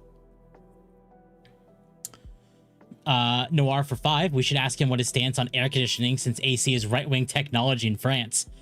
You know what? Fair. This guy looks like he has an AC unit. Well, also, like, look at him. Saying. Like, no DEI guy is gonna look like this. Like, oh my god.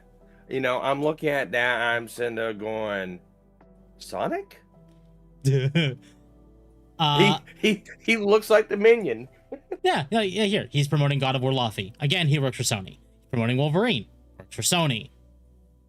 Again, like, I think you should be skeptical of him until he can prove his worth for Shift Up. But again, based on what we're seeing with him, I do think some of the concern it's founded, but should not maybe be as hard as people are going. Specifically like Chibi, Savvy. I think they're maybe pushing a little too hard on him. We need to see what he does, and then we can judge from there. Does he promote anything outside of his own companies? Not that I can tell. He only seems to push PlayStation stuff right now. Like, I'm not seeing anything that's not PlayStation from him, except the new stuff that Shift Up, which is another, ironically, it should not be this way. Well, but his account is very sterile. I'll say that. It's very sterile, yeah. And DEI people love to get very opinionated. And, yeah, I can't find anything on what such is on his account. And he's not doing anything. This man knows how to, like, if he's into DEI, he's into ESG, he knows how to hide it.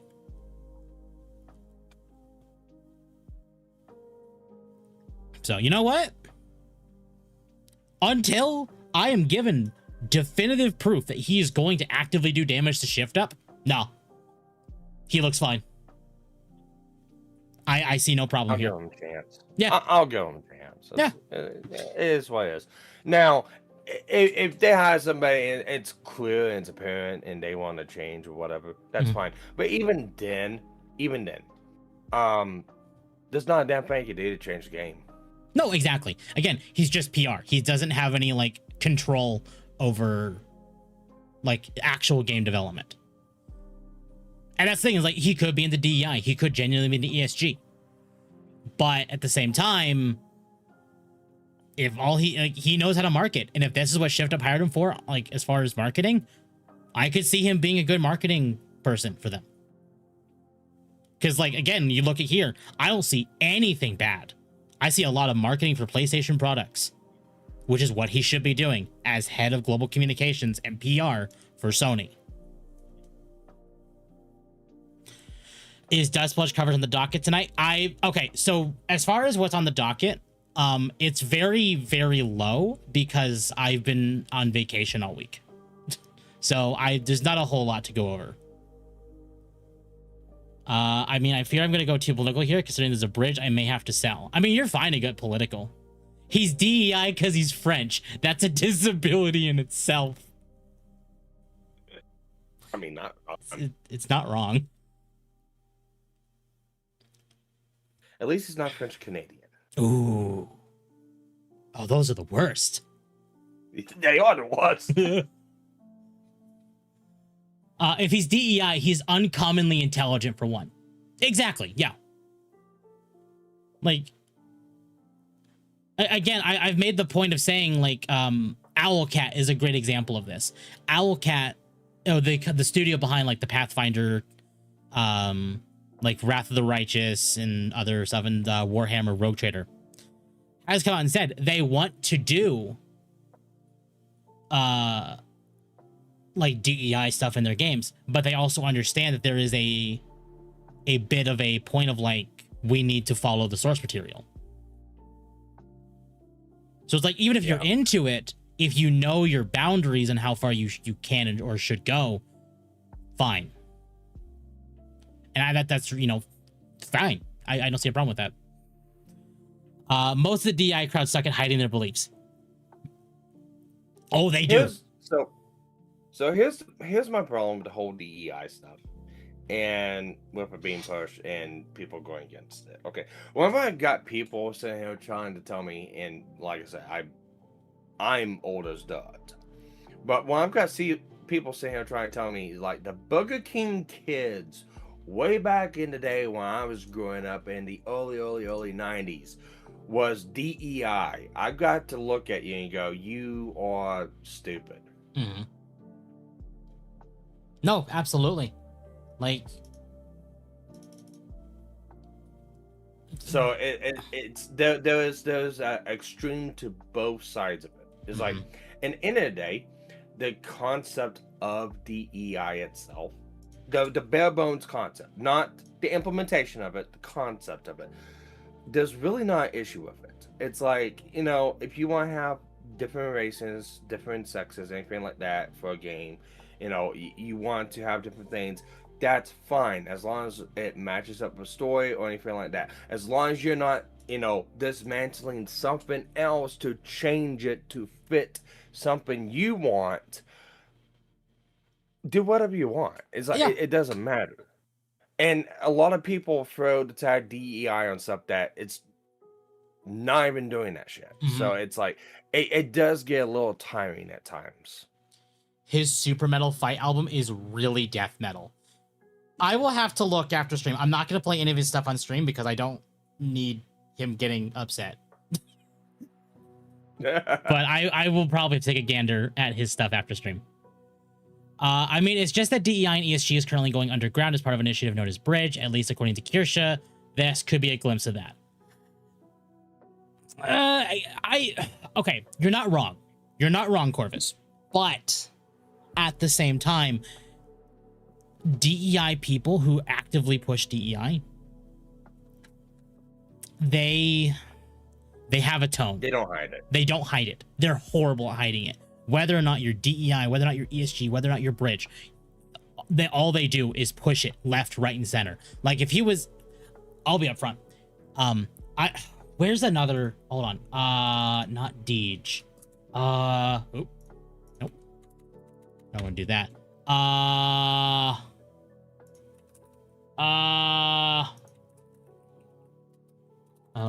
Destiny. Community. I'm blanking on his name. Not Liana. DMG. Thank you.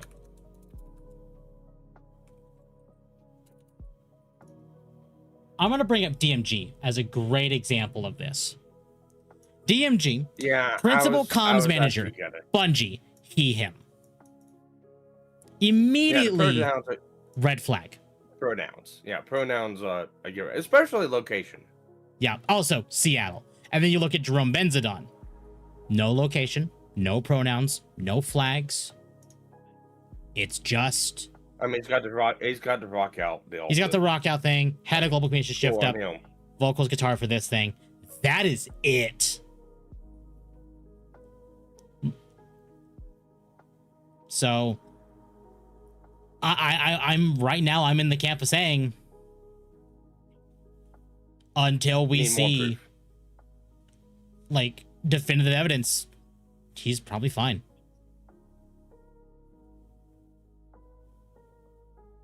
And before WEF whispers his activation phrase and he dyes his hair, puts on a nose ring, and starts preaching communism. It's possible. Again, it is very possible that he changes his whole tune in like a few months. But I feel like he would have already done that with Sony. Devastator for 2 Canadian. If Temp was French, would he be a poodle?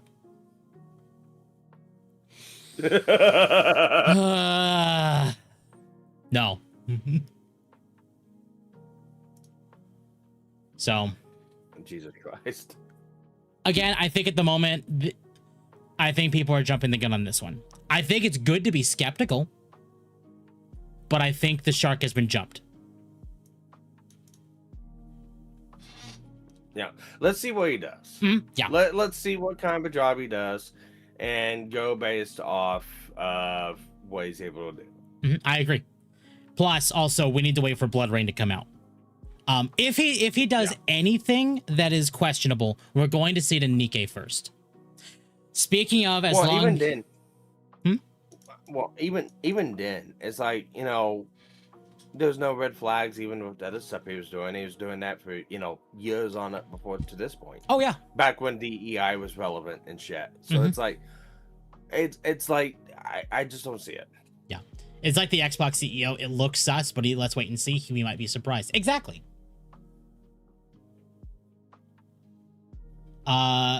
The hopeful side is that they hired him because of the controversy with Stellar Blade they had before, and he was just a puppet position to look good in the West, like Japan does. Exactly. Like, he could be there as just like a, hey, we met DEI quota. Anyway. Jerome is a upper middle class Frenchman, so it's statistically likely his politics lean US lib left, but we're in the trust but verify stage. Exactly. There's nothing about him that screams DEI, except his LinkedIn page. And a LinkedIn page is just a resume. And what's a good way to get hired on a lot of these wackadoo companies? You label DEI. The lingo. Yep, exactly. Now, of course, I have heard his LinkedIn page is gone now. Because he did actually delete DEI and ESG from his profile. And since getting slammed, again, by people like Chibi, like Savvy, he has since deleted his LinkedIn entirely. I'm a little surprised his Twitter isn't gone, but at the same time, he does need to market.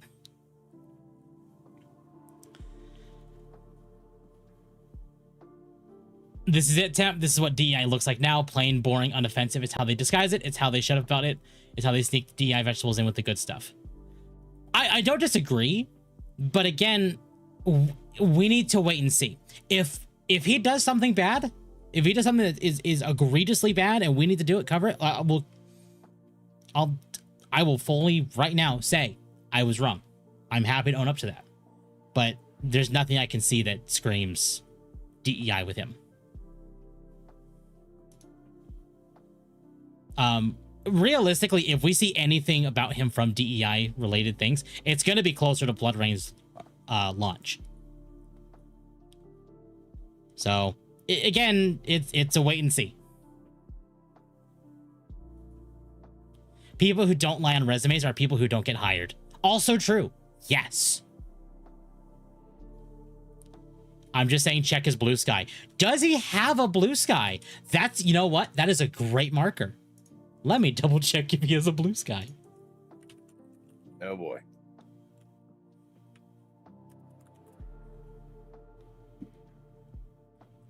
He does not have a blue sky.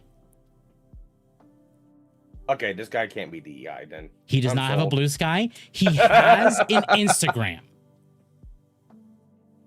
Oh, I mean, who doesn't these days? Oh. Besides me.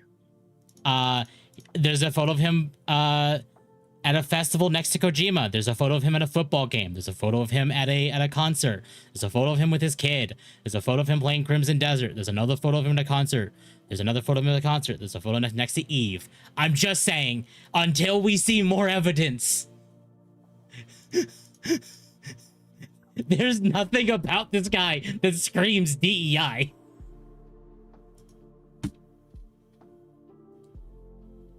I hope I'm right, because there's nothing about him that says he's a DEI shill.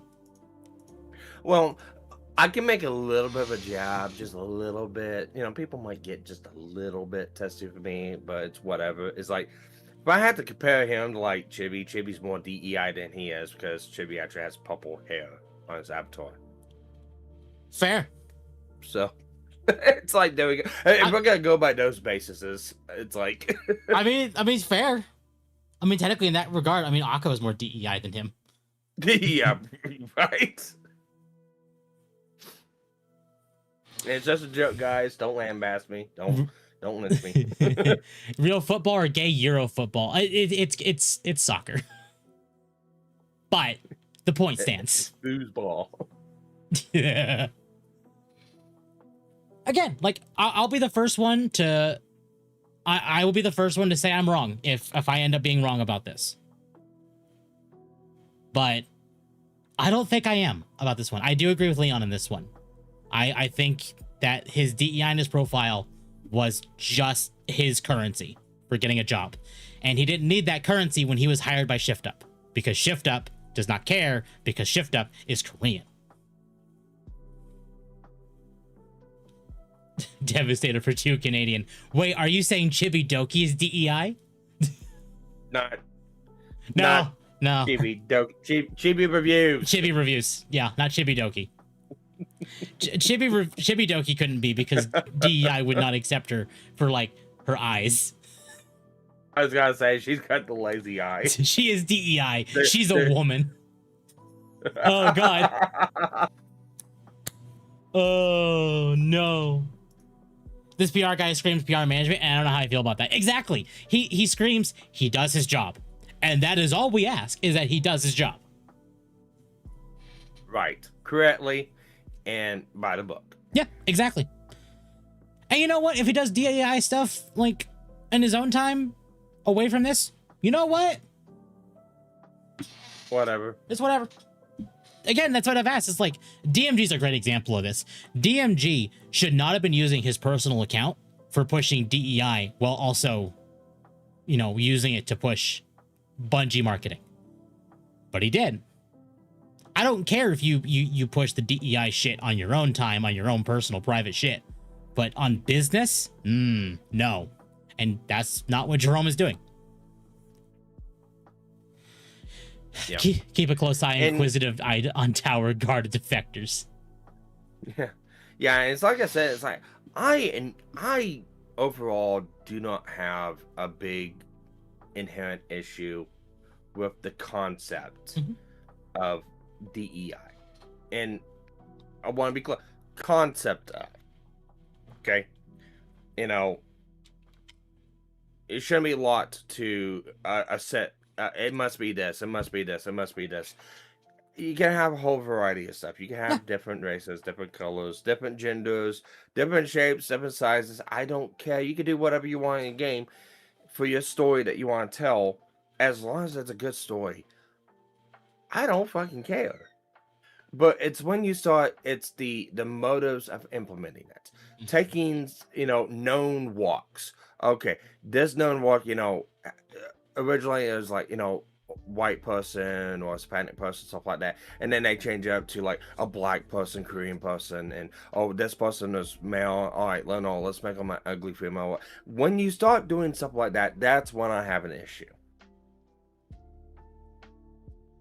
No, exactly. Yes. So, again, I'll be the first one to be out here saying I was wrong if he proves me wrong. But as of right now, he looks fine. Especially in that business. Get up. Yeah, really. But I do also know that I do owe talking about the Nikkei Persona event. Dear God. What a shit show. God, that event is bad. Here, let me see if I can pull up just like footage of the event, because I can't exactly pull up my game. But the animations for this just look so stiff, especially compared to well, everything else in Nikkei. Literally everything else in Nikkei just looks so much more fluid compared to the Persona stuff they gave us. It reminds me just not the inherent artwork, but just like the motions, the movements, the chuckiness and stuff like that. It reminds me of playing like an old Flash game in the early 2000s. That's what it reminds me of. No, I agree with that. Do they have the Yukiko one? I showed Yukiko off to some people in Discord, and it was egregiously bad how like and here, this is something else too, is when you look at she's upside down, but in the same event, people are like, oh my God, Shift Up is censoring the Persona characters. And then you look at this outfit. It may be upside down, but you can tell. No. That's the underboob. Oh no. I want to put that away. It's like, wait a second. Oh no. Maybe not that. But I think the point still stands. It's like, no? Like, I'm in the camp of saying I don't believe that the problems with this event are Shift Up. The story actually finished a day or two ago for, like, this event. We're missing, like, one story beat. But that'll be when the hard mode comes out in a few days. But when they announced this event was going to be a thing, and it was like, oh, okay, it's Persona, it's just gonna be Persona 5, it's the death of Nikkei. Yeah, that's the joke, because when gacha games collaborate with Persona, it's always P5, and then they die. And then we saw that Nikkei was collaborating with P3 and P4 and P5. It's like, okay, you're acknowledging modern Persona in general. Okay, cool. I have no problem with this. I played the event. It masquerades around the idea that it is L3 games. It is just a Persona 5 event with Persona 3 and 4 characters.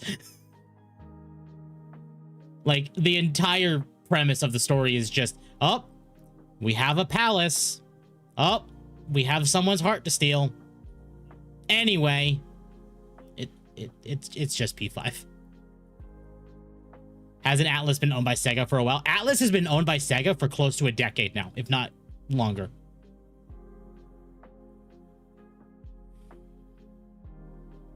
People were hyped and they showed the characters. Exactly. The characters all are just like, they play ass. The story is ass. Admittedly, the part 2 story is not as ass as the part 1 story. I was at least a little more engaged in the part 2 story. But it was still just ass. There's nothing that makes me want, I need to roll for these characters. God, I need, where are you? Where is it?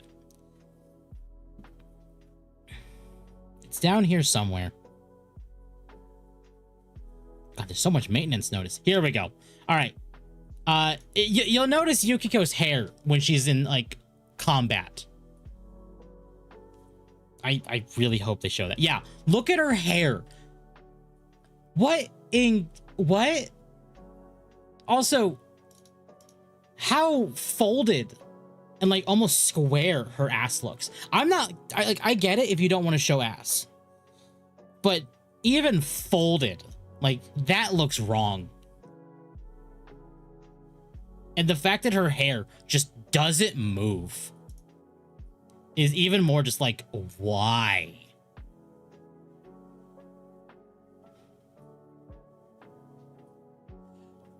I better wait for the 4th anniversary. Yeah, at this point, or Christmas event. Yeah, I don't know which one of those are coming first. I'm still I was gonna say, it almost looks like that they knew kind of what people wanted. They didn't want to put that much work into it. They slapped something together and made this. Well, it's been joked. That's what it almost looks like. It's been joked about, but I almost kind of believe it. That some people believe that Shift Up gave Atlas the live 2D files, because all these models are live 2D. That they gave Shift Up, or they gave Atlas the live 2D files and said, you make them, because we're busy with our own things, because they were also doing the summer event. And they probably were even doing more before that too. That like we don't have the resources to do the Persona event as far as the models and this. So they probably just let Atlas do it. It's like it's got some movement. It's just not fully fleshed out. Almost like it was like just kind of like just thrown together. Yeah. I mean, I think the better example is like this feels like if you threw a VTuber model that needs to be rigged at someone who doesn't know how to rig something. As it has, well, yes and no. It's almost like it has base rigging.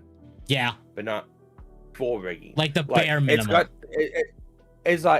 You got hair sway, you got arm movement, stuff like that, but you don't have the full fluid movement as how the hair would move if you sway back and forth. It's just got the stiff all-in-one sway. Yes. So, to me, it just looks like it's thrown together. Not for what reason, I have no idea. It could be that they didn't have time. It could be that they didn't want to put the money into it. It could be that they just wanted to do this to get it out there to try to promote something else. Who knows? Well, and this is something else that like needs to be considered is like, I understand that Persona characters are not going to be as like stacked as Nikkei characters. That's fully understandable. Like when they did the collaboration for like Resident Evil, the characters were nowhere near as stacked as the normal Nikkei characters, but they were still had, some to them. The assignment was understood and they did that. But these is like Atlas, you are intentionally partnering with a game that's literally built its identity around tits and ass. Where are the tits and ass? And I think that's one of those things that's like, why? Why did you collaborate with Shift Up in this game in particular, but not essentially cooperate under the rules of the game you are collaborating with? That doesn't make sense to me. Unless, and this is a very tinfoil hat theory, some people have said that it is possible Atlas specifically partnered with Shift Up to try and damage Shift Up. I don't know how much I believe that one, but besides just collaboration, I mean, what kind of input does ShiftUp have on this besides just okay, here's characters. Well, granting you license and stuff like that to use that characters. Besides that, I mean, it's collaboration. It's not like they made it. Yeah, I mean, Atlas probably wrote the story. Atlas probably did the models, you know, with obviously the base assets from ShiftUp, but most of this event was probably put on by Atlas, not ShiftUp. ShiftUp probably went through and approved the bare minimum, but they're so focused on actually continuing the main story for Nikkei. They're focused on their own like events. Case in point, the Anise Star event, the summer event, the Modest event. Like, there's plenty of good events that have come out since the Persona event was announced, and they're all significantly better. Even in typical scale of just how bad collaboration events in Nikkei are, this one has taken the cake on the worst one. It's like, even on Atlas's own quality assurance, this is very low bar. Like, what was this being hyped for?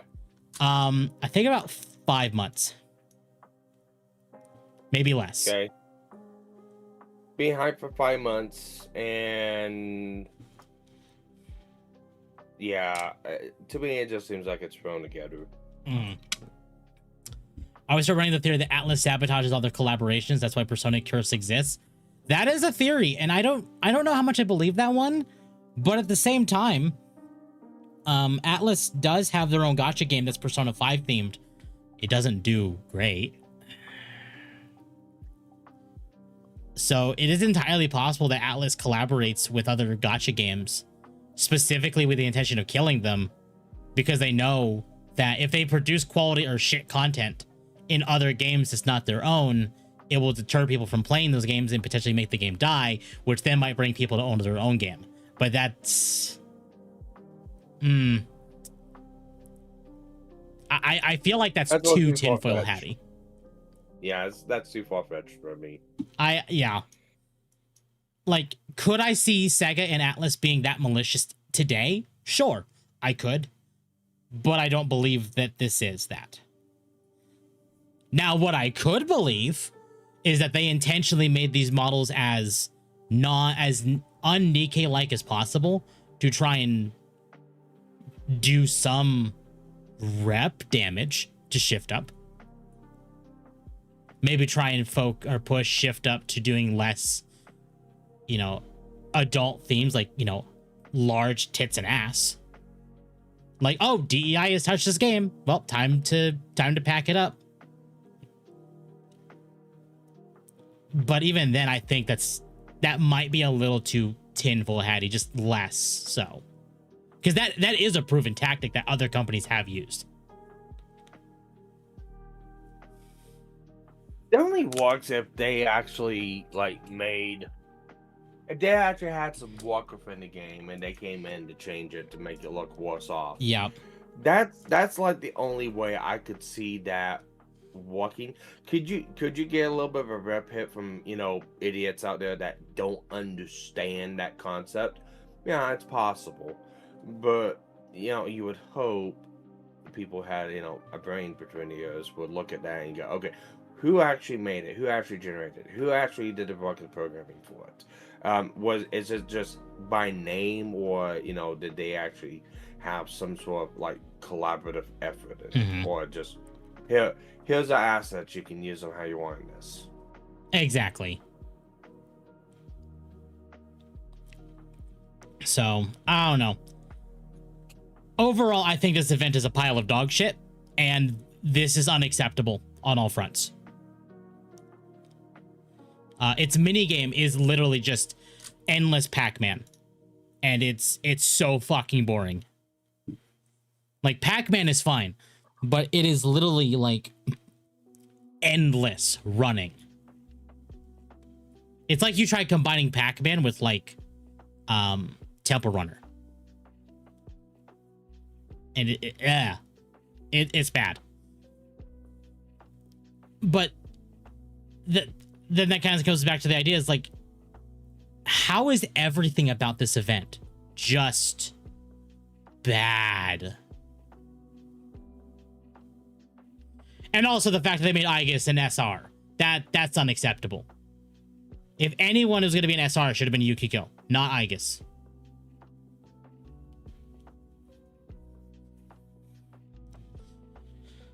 Don't forget. Well, okay, Requiem, I'm playing on PC.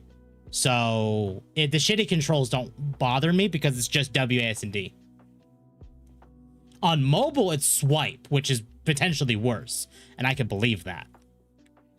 But on PC, it's WASD. So,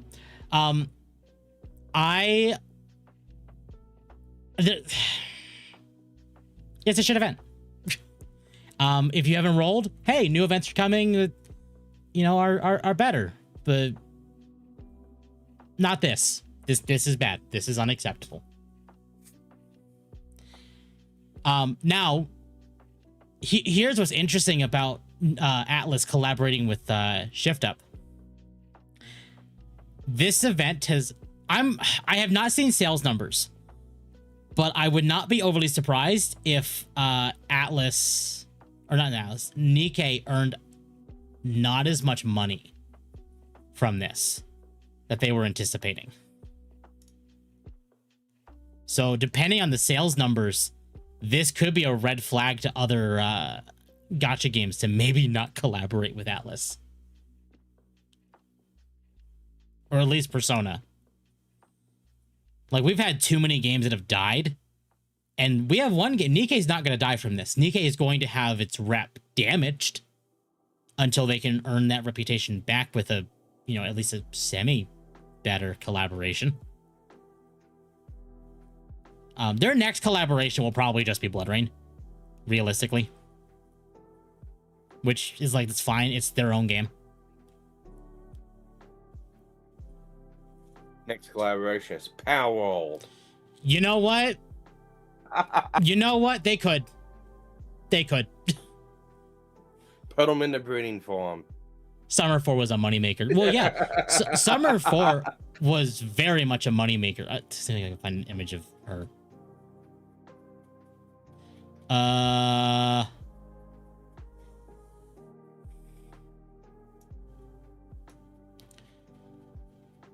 God. Oh, the summer event's been a while because we just had the Modest event afterwards.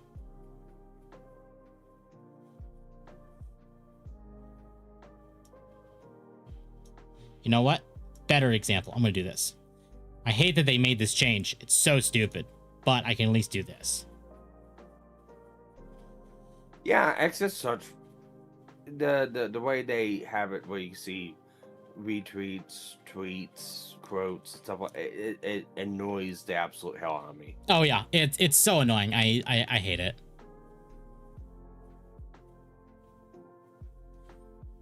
Where are you? Here we go. You literally have this as a skin, and it's like, no, you're going to make money. Yeah, you better be careful with that, Temp. No, I'm very much okay. Nikkei was like actively sponsoring other VTubers to play this event. I'm fine. If anyone gets mad, it's YouTube. I wonder if they got any outfits like that for the models. Jesus. I don't know. So, but yeah, no, Summer 4 was a moneymaker. I mean, again, like, you have, like, even just outfits like this, like, Jesus Christ. That's gonna make money. Like, so, and I kind of, overall, the Persona event just was a shit show, and Shift Up will have to take some time to regain goodwill.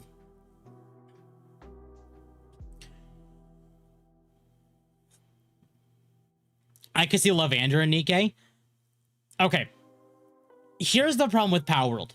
Would it be cool to see Power World and Nikkei? Sure. Except, I do not see them using the PALs in replacement of, like, Nikkei units. Because every Nikkei is human. at least in terms of design. So they can all kind of use a similar live 2D model and then modify that one. But you start entering Power World, you got to do some heavy modifications to that live 2D model. To the point of, is it worth it? Because I'd almost go on a limb and say it's not. Also, Jesus Christ, shift up. This outfit really specific is like, how do you know Atlas designed the Persona stuff? When you look at this outfit, the only non-human unit is the robot ROM Nier. Yeah, no. Yep. Robot from, yep. Well, no, there's another one too, but it's just it's a free one that comes back like I think every anniversary. It's like in another mecha. So Zoe, then I was gonna say, I mean, we got other people in Power besides pals. I mean, we True. got Zoe, we got Lily. We there's a couple of them. They don't need like a couple dozen people. They just need like 5 or 6. Yeah. Well, There they you also go. would need to choose only females because that's the thing with Nikkei is only females. Again, Zoe, Rain, yeah, like there are human characters they could choose to use for that. Yeah, there's only like what 3 male tower bosses. Yeah, and the rest of them are all 8. female. Yeah. So yeah, you know what? They would have a fairly decent amount of characters. You know what? They could do that. Sekhmet, close enough. God. That'd be funny. They won't, but that'd be funny. You know what? Now I'm kind of a little more convinced in the Power World event. They could do it. Yeah. I whenever you say Sekhmet, I just think of the mod that they made for it. I'm like, oh god. Yeah. Was that a fucking hedgehog? Yes. That was a hedgehog. But you can see it here. Like that's a hedgehog. Yes. Where is it?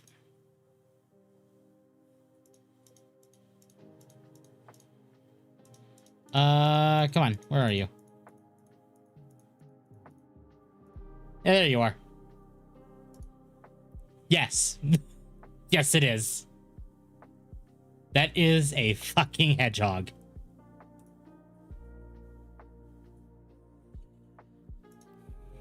So yeah, that event shit. Sonic and Nikkei confirmed. I'm gonna reiterate my same argument for my original Power World argument for Sonic. No.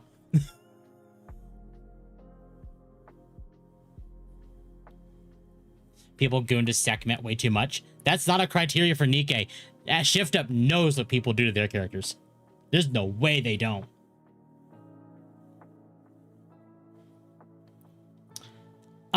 Anyway, so I don't know how much I believe this one. This one is weird. Andrew Garfield has reportedly signed a multi-picture contract extension with Marvel, including his own standalone Amazing Spider-Man 3 project. Never mind. This is fake, and I'm an idiot. I fell for it. I didn't even see this. It was like the community note. Well, no, the relevant people, Chaos Crave, Oh, unofficial parody. I completely missed that. No, never mind. We're done. That I missed that. I normally don't fall for stuff like that, but Guys, this time I did. Do not let Tim forget this. Here, this is something. I should have probably talked about this earlier with the GTA stuff, but U.S. Army Battalion reportedly offers troops days off to play GTA 6 if they re-enlist. What? Yes. A U.S. Army Battalion is reportedly offering troops 4 days off to play GTA 6 as an incentive to re-enlist. GTA 6 is scheduled to launch for PS5, Xbox Series XS on November 19th, 2026. While fans and businesses are already preparing for the release, one military unit appears to be taking the hype to another level. Needless to say, everyone is getting in on the unprecedented anticipation for Grand Theft Auto 6. According to Kotaku, a memo circulating online appears to be from the 9th Engineer Battalion at Fort Stewart, Georgia. The document dated July 28th and reportedly signed by Commanding Officer Lieutenant Colonel Ryan D. Hodgson, says soldiers who re-enlist between August 1st and November 14th can receive a 4-day pass from November 20th through November 23rd. Troops would still need to submit a request to the Army's personnel system and receive approval from their company commander. This pass cannot be combined with other leave to create a longer absence. Soldiers flagged over administrative matters, physical fitness, or body composition standards would also be ineligible until those issues are resolved. The memo was shared by the Instagram account U.S. Army What the Fuck Moments, which urged Rockstar to get involved. Get in this Rockstar Games, get games to the troops for re-upping, the group wrote. Neither the Army nor the battalion has publicly confirmed the document's authenticity. However, some details reportedly match, including Hodgson recently taking command of the unit. Players on Reddit were split over whether it was genuine. The motion this game has never failed to amaze me, one fan commented. I don't believe it's real, another wrote, but every company should do that. Otherwise, there's going to be a lot of people calling in sick on November 19th. The memo would not be the first unusual response to GTA 6's launch. A California car company previously announced it would pause operations because employees were taking the day off, while one couple was roasted for signing a launch week contract. Some fans have even made lifestyle changes to survive the wait. Expectations remain sky high.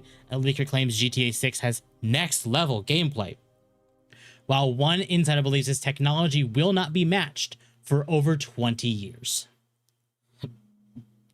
You all sucking off GTA too much. You know, I wish I could take off my job to play a freaking video game. I wish at times. But I can't, alas, because that's not how reality works. That's not how reality works. But I'm sitting there going, it's like, cool, okay, let's go on the off chances that this is real. Okay. And its launch day is when? November 19th. Yeah. And then we find out beginning in November or, end of September. We find out, sorry guys, launch date's been pushed back another month.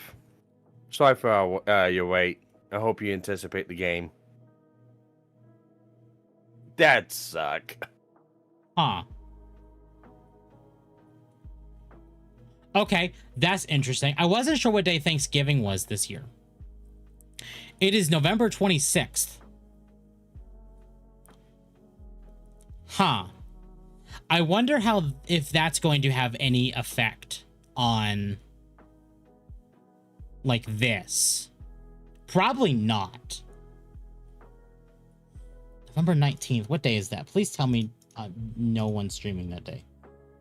November 19th. Nope, that's going to be an Under the Tea day.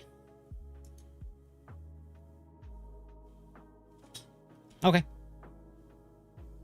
Internet's going to be as slow as shit. No, no. Yeah.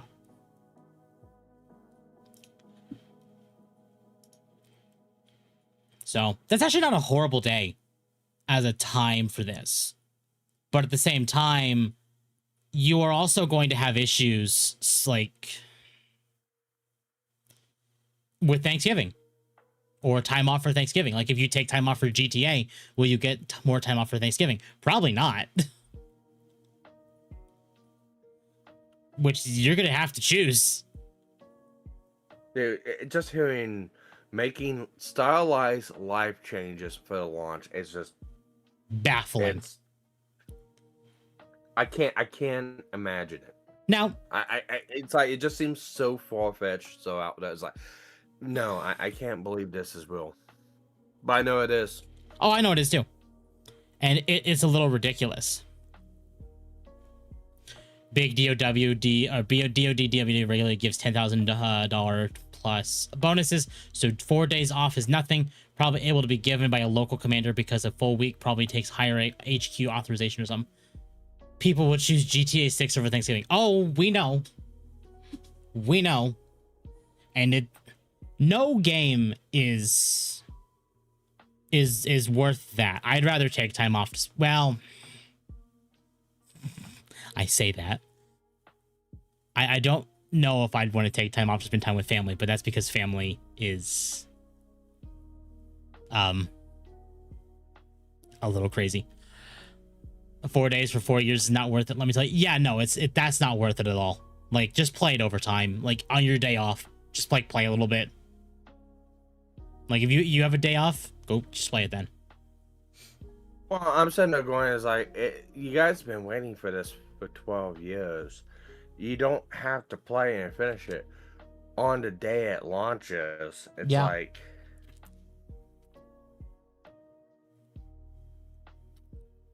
this is coming from a vet. Yeah. And I can't imagine people actually, sorry, let me rephrase that. I can't imagine people taking them up on this if this is real.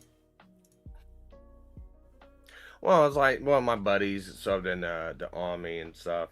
You know, he'd tell all stories about, you know, being dispatched overseas, and they have a communal, what was that his time? PlayStation 2, PlayStation 3, I think it was at that time.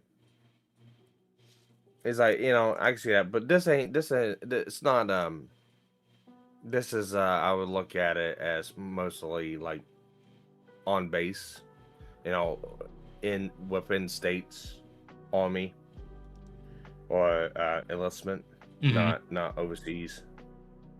So, but even then, it's like,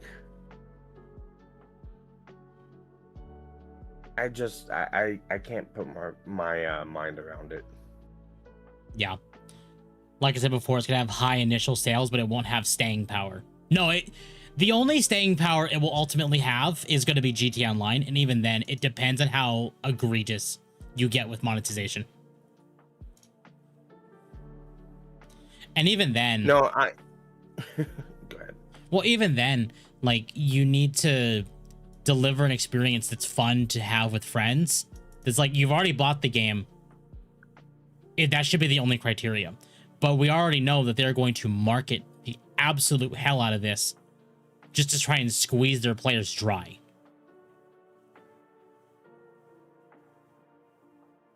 Now, here's what I'm going to do. I'm going to wait for a launch date. You know, I'm going to put on playing GTA 6. I'm just going to play GTA 1. Hell, you could even go back and play GTA 5. No. Specifically, I'm just going to go back and play GTA 1. Oh, yeah. I still need to play GTA 4. I have it. I just... I had somebody ask me, is like, why is GTA 1? And it's like, okay, have you ever played Pokemon games? He's like, yeah. The mapping concept's kind of like that. It's it is over the top. Mm-hmm. Which is... It's like, oh, how can you play that? It's like, quite easy. Yeah. But I do it for troll. Oh, absolutely. Absolutely. I do wish that they made the old classic GTAs more accessible, but obviously, they'd probably more than likely just remake 1 and 2 in the style of like 5 or 6 and just call it a day. And you know what? Oh god, I could see them doing that. GTA 1 remake, 3 separate games like Final Fantasy 7 remake. Ick. Not hard to play. I say 1 and the London expansions are hard to master. I got nothing to say about that because I've only ever played GTA 5 and like a little bit of 4. You need to try 1 at least one time. Just one time. It'd be nice. I mean, you probably hate it. You probably hate it, but I probably would. To be fair, I don't hate like classic Pokemon, but I've seen GTA 1 and it makes you go, what the fuck? It makes you go, what the fuck? Especially when you get behind buildings or go over the areas with the bridges and the power lines, stuff like that, because you can't see shit. Mm-hmm. You can't see shit. And if you're a new player, like, sorry, let me put it this way: if you're a modern GTA player and you go back to 1, it'll break your brain. You're like, yeah, it will. This is wrong on so many levels. Yeah, but for me, it's just going back to the roots, because yeah, that's my first playing of GTA is GTA 1 on the PlayStation. Mm-hmm. 4 probably has the best story in my opinion, and after playing 4, you will hate how they treated Johnny in 5.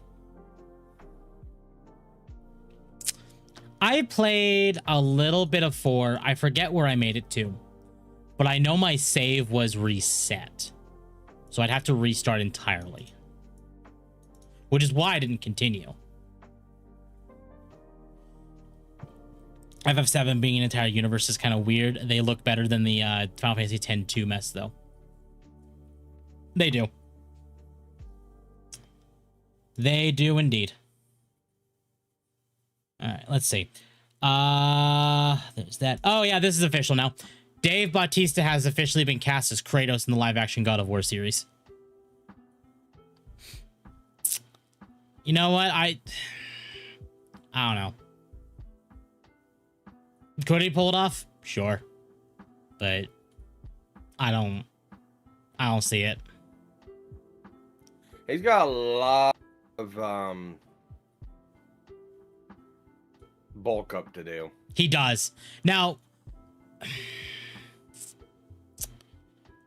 this is something that's like, I've been doing more research and like working out, weight loss, and other stuff. And it's like, unless you are actively maintaining your physique, like if you are like heavily muscular, like you will lose the muscle. And that's very much what happened to Dave and The Rock. Like when you see them and they look kind of feminine, and they've lost all the muscle because they've stopped like repeatedly, constantly training. Now, admittedly, I wish Dave Bautista wasn't wearing a pearl necklace in the image that we were talking about a couple weeks ago. Yeah, that doesn't help us. That doesn't help his case. He looked like a freaking flamingo. What are you talking about? Have a good night, Kakaroman. You look at him and you think Bautista's got to be like, oh yeah. But you see that image is like, yeah. Yeah, yes, queen. Yeah. Oh God. It's funny just how ridiculous he looked, and it really does not sell this. I hope he could pull it off, but I really wish Sony would have just said, we'll wait for Ryan Hurst to heal before we resume. The problem with that is it would have taken so long. It's entirely possible they could have come back to it, and the kid playing Atreus would just look older. So it'd be really jarring.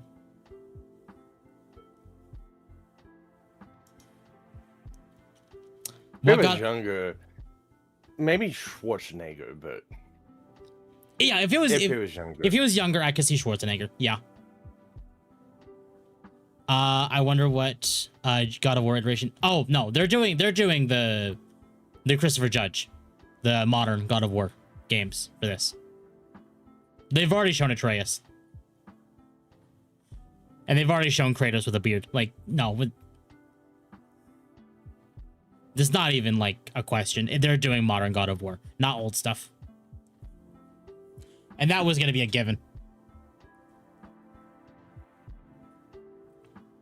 Jarvis, pull up lesbian Bautista. Oh, God. Oh, no. Please, no. Speaking of, I don't need that image in my head. Yeah. Speaking of people who, when they when they get a little slimmer, they look better.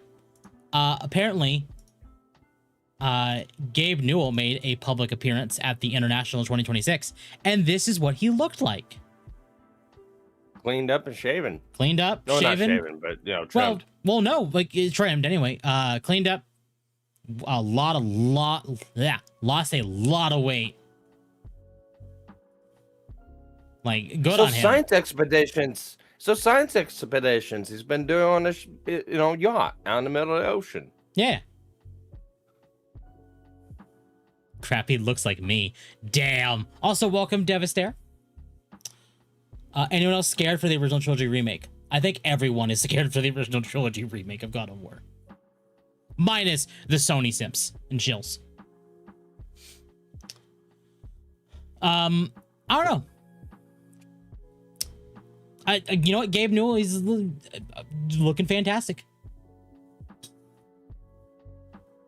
And not being overweight probably means he'll have a few more good years left on him. I am still afraid of Steam after he passes away, but you know, that's for the future. Yeah, that's what I'm afraid of too. Is like once Gabe is gone, gaming as we know it is gone. Yeah. Pretty much. Devastator for 20. That's scary. He does, just less white hair. Oh crap, he looks like me. Well, thank you, Devastator. I'm sorry that Gabe looks like you. Is that a compliment or is that how dare you dox Devastator like that, Tim? Brendan Fraser's working hard too. To be fair, Brendan Fraser's going to be in the next Mummy movie. So that man really has to shape up. Brendan has a lot of what to do to go from the whale to what he was back then. To be fair with the whale, that was at least him and a fat suit. But yeah. Yep. I'm sure Gabe has a plan for his successor. Oh, he probably does. He very likely does, yes. Wish there was a way to work that to my advantage. Fair, you know, that'd be nice. Please sign for this yacht, sir. Oh no. Just dye your hair up, go. Yeah, I'm Gabe. You sound a little different. I got kind of a cold, but yeah, can I get on my yacht, please? Yeah. Speaking of game companies, Riot shat the bed this week. Shocker. Riot Games, with a heavy heart, the 2XKO team shares an update about the future. Active development will end in December. Oh. That's less than a year since you came out.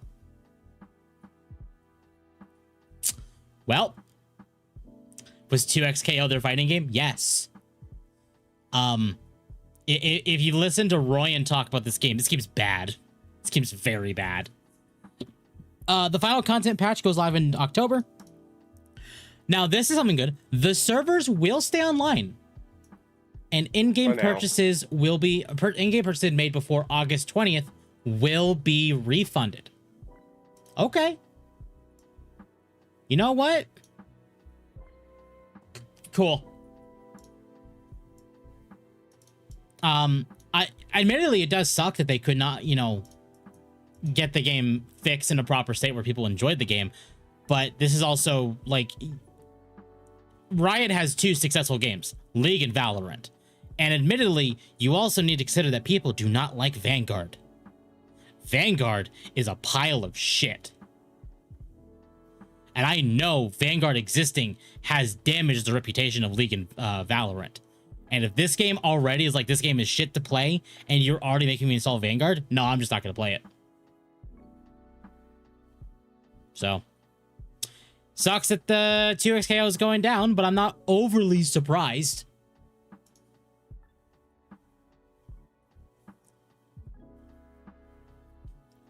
Apparently, now so we had the recent Fortnite update. The one with the ads, like Sonic, Sora, Pac-Man, Crash, Spyro, whatever. Apparently this was in the update, and yep. Yep. Thanks, Epic. Did they get the outlines right? They did. They got the outlines right. And there's bounce. Damn. I'm actually impressed. The fuck is Vanguard? Vanguard is Riot's internal anti-cheat. Now, I didn't want to outright say, oh, we're doing this, but I am debating playing Fortnite on Wednesday. Oh God. Well, because I want to check out the Sonic event. Well, Sonic stuff they added to the game. It's the first time I've been played Fortnite in a couple years, and even then, the last time I tried playing was with Occo and Mizu, and my game ran like dog. I don't know why. I have never played Fortnite. I don't know how I feel about that. I found the game in general. Like, I like the model, but I ain't installing Fortnite. I've already installed Fortnite.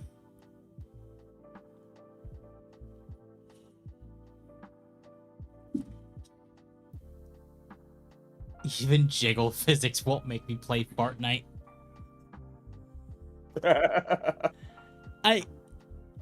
That's the thing. I'm just sitting there going, it's like they had the physics for like wet t-shirts. Yeah. No, admittedly, because I like what I'm seeing is like I'm like literally seeing outlines. Well, things are supposed to be. I'm sitting there going, is like, there's water physics in this walk. Now, admittedly, I don't quite know how much I believe this, because like the chest physics are right, but look at the legs. That looks wrong. Just walking in place. Well, I know, but like the specific like movement of like the legs are always like bent in some way. It might just because she's walking in place. Oh, it looks like a stationary march to me. Yeah. So.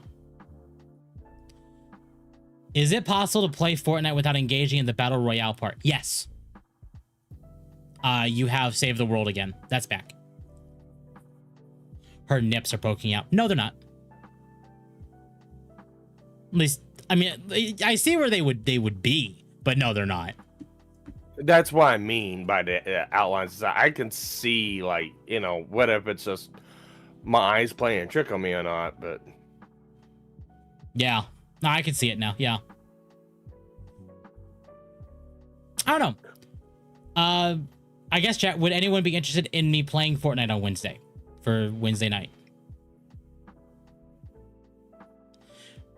Walking in place animations has the model walking but not moving. The marching in place feels very off. Fortnite fan service to jiggle physics. Maybe the industry is healing. Maybe. The industry is definitely healing in some places. Slowly, but it is. Slowly and not fast enough. Yeah. Only if Magma joins you. Just been done. Okay. I think Magma's doing something different this Wednesday. I'm not 100% sure. Which is why I was considering Fortnite. It's improving, yes. Slowly, yes. I'm not infecting my PC with Fortnite. Maybe I'll drag Occo with me. See if Occo wants to do that with me. Occo and Mizu, maybe.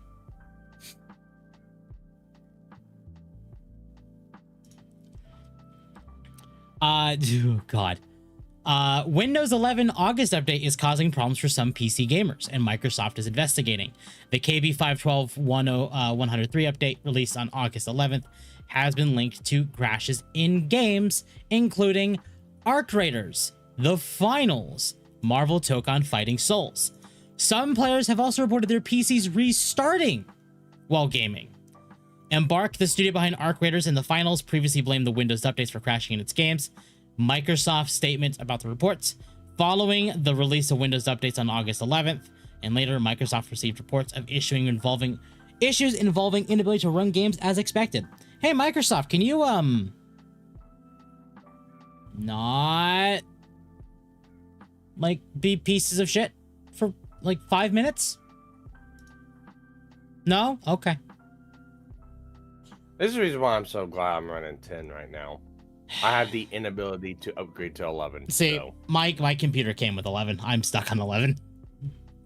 Well, I'm running Gen 1 Threadripper, so. That's fair. The motherboard has the capability of running 11, but I need a Gen 2 CPU, which, when I'm done with all my refinancing and stuff, I might end up getting.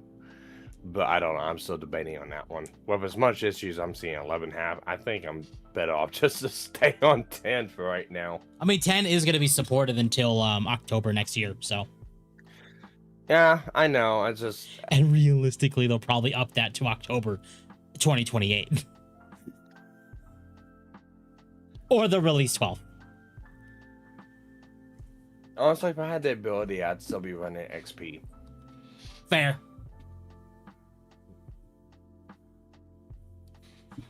I love this match. I love a lot of designs of the Marvel Tokon game.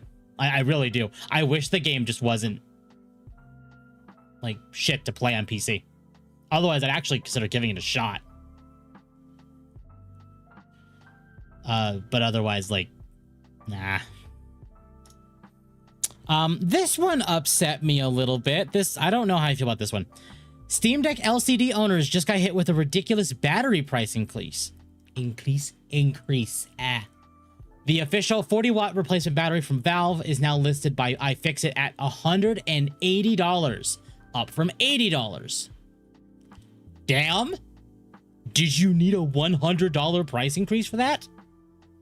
Meanwhile, the larger 50-watt battery for the Steam Deck OLED is still $80. So you're now paying $100 more for the smaller LCD battery. iFixit also offers a $80 aftermarket LCD battery, which is much cheaper than the official Valve replacement for a battery. Now, in iFixit's... I'm going to play devil's advocate a little bit. The LCD models for the Steam Deck are no longer being sold at all. So it might cost them more to develop the battery for a model that's no longer being made. Whereas the OLED is still actively being made. So I don't know. I don't like it. It could be that. It could be that. It could be just for the fact that it's how the battery pack's made. Yeah, pretty much. At that point, I'd say just take your battery out, take it to your local battery outfitters, and have them replace the cells if possible. Yeah, not a bad idea either. Was the LCD the first set of Steam Decks? Yes. That was the first round. I have the bare minimum Steam Deck. 64 gig LCD. I feel the storage issues.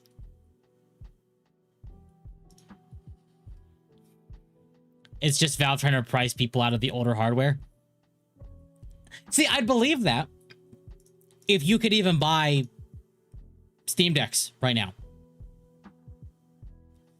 Like, how much? Hold on, let me see if I can find Steam Decks on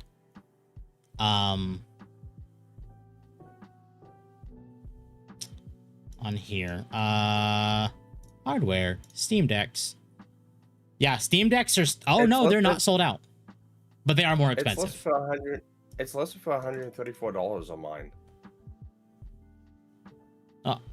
Call Engineer for $10. Woof. Ow woo. Thank you, Call Engineer.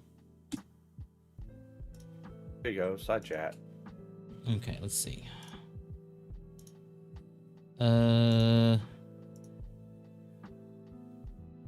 no, so they... Oh. And that's the entire Fix-It kit. Huh? Wait, hold on. Is this for the LCD? Yeah. Condition new. They only list they only list 3 batteries. Steam Deck LCD battery 144, Steam Deck OLED battery 84, and Steam Deck LCD battery 84. Well, no, I see this is being listed at 135 for the kit. Yeah, the kit, it's 120 for the battery itself. Yeah. That's not as bad as what this is making it out to be. Yeah, like, that's what I mean. Like 100 in price increase? That's no, I don't like that. But this is a little more, this is a little better. Now, I do want to check something because I did actually have to. Hold on, give me just a moment.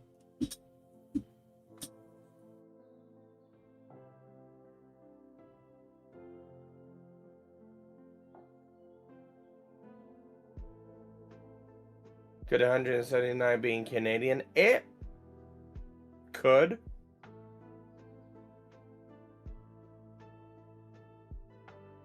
No, it could. It very much could. I just recently had to replace my Switch battery. How much are Switch batteries? Yeah, $40. Not that much, I don't think.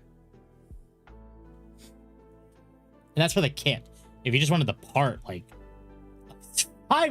okay, look, I'd rather pay the extra $5 if it means like I get the rest of the tools.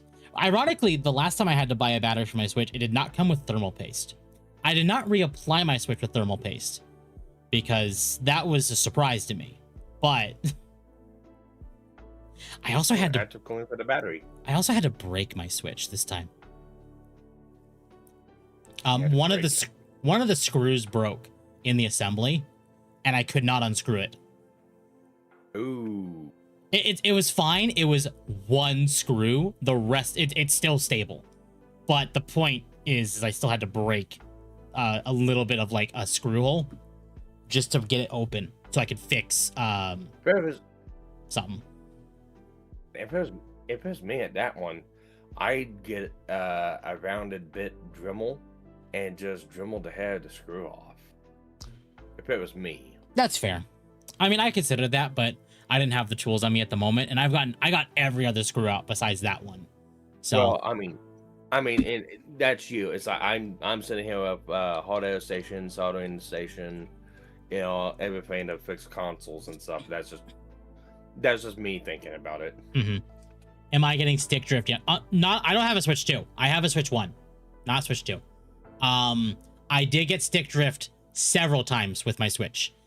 In my original Joy-Cons, I did get stick drift, and I've gotten stick drift in my Pro controller like 4 times. I have fixed all of them. But I got sick of fixing my Pro controller. Yeah, I use a Pro controller for gaming on PC, and oh my god. Yeah. The right stick is far worse than what the left sticks are. And that's just not on it's on all the controllers. Oh yeah. I got so sick of swapping out, like fixing my Pro controller, that I bought an 8-bit controller, and it's been fine since. Yeah, I've been on the rating list for the Steam Deck, the Steam controller. Oh yeah, I have one. So they're actually pretty good. Yeah, I know. I want one so I can play, because I play Control on computer. I use the Switch controller for it. I want to get the Steam controller just for that. The only thing I'm not looking forward to is remapping all 180 freaking keybinds for my joysticks for Elite to do it. But I will. I have a Switch 2 and it's still fine. My only complaint, and I wish that they would bend, is I want Nintendo to do Hall Effect sticks. But then again, if they do Hall Effect sticks, people won't buy new Joy-Cons, and that's part of their problem. Is we need to be constantly moving product. We have to make shit product to sell more product, which is a stupid mindset. Give it time. I'm pretty sure somebody will come up with a mod fix for it. I'm sure they already have, honestly. Software patch for it. I'm sure they already have, even, or at least they're working on like Gilly Kit. Actually, you know what? You don't even need a software patch for it. You should be able just to adapt Hall Effect for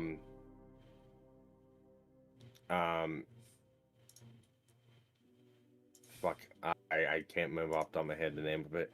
But you should be able to swap them out pretty effectively without having to do anything program wise. So. Yeah. Also, I opened this. I remember talking to you about it a while ago, but my Nintendo Wii disc drive just shat the bed because I had family that stuffed the coin in the disc drive, and I saw this on the part list, and I'm like, oh, neat. I might just have to pick that up. $29, that ain't too bad. No, $40 for a disc drive is not too bad at all. The problem I have with getting into the Wii is that its screws were so tight that it's like I think a couple of them are stripped. So I'll figure that out. So this is from the B Series' own Starcat, but she has brought up something that's quite interesting. No more PlayStation game streamers under the updated user license or user agreement section 1.4 and 1.4G. It's a non-commercial license that has to have permission from Sony to be broadcast. How does one get permission? How much does it cost? And without it, does that mean they can go after every streamer that streams a Sony game via DMCA and revoke your game license? Ava, what is your view on this? And the actual thing says, the software is licensed to you, not sold. You are granted a limited, non-exclusive, non-transferable, and personal license to play or use the software for your private, non-commercial use on the system or device it was intended for. And copy, publicly perform, or broadcast the software without express prior written consent from SIE. PlayStation is gonna get their ass fucking handed to them if they attempt this and someone decides to fight back. Oh yeah, no, they would, because Nintendo pulled this before, and Nintendo got reamed over the coals for it. Yeah. My guess is they're doing this because they don't want to see bad reactions to their games. They're actually like Wolverine. When did this come out? Not Stargat's post, but no, I know. Let me hold on. PlayStation written consent to stream. Was that? Anyways, what I'm asking is, I'm wondering if this was before or after the hack.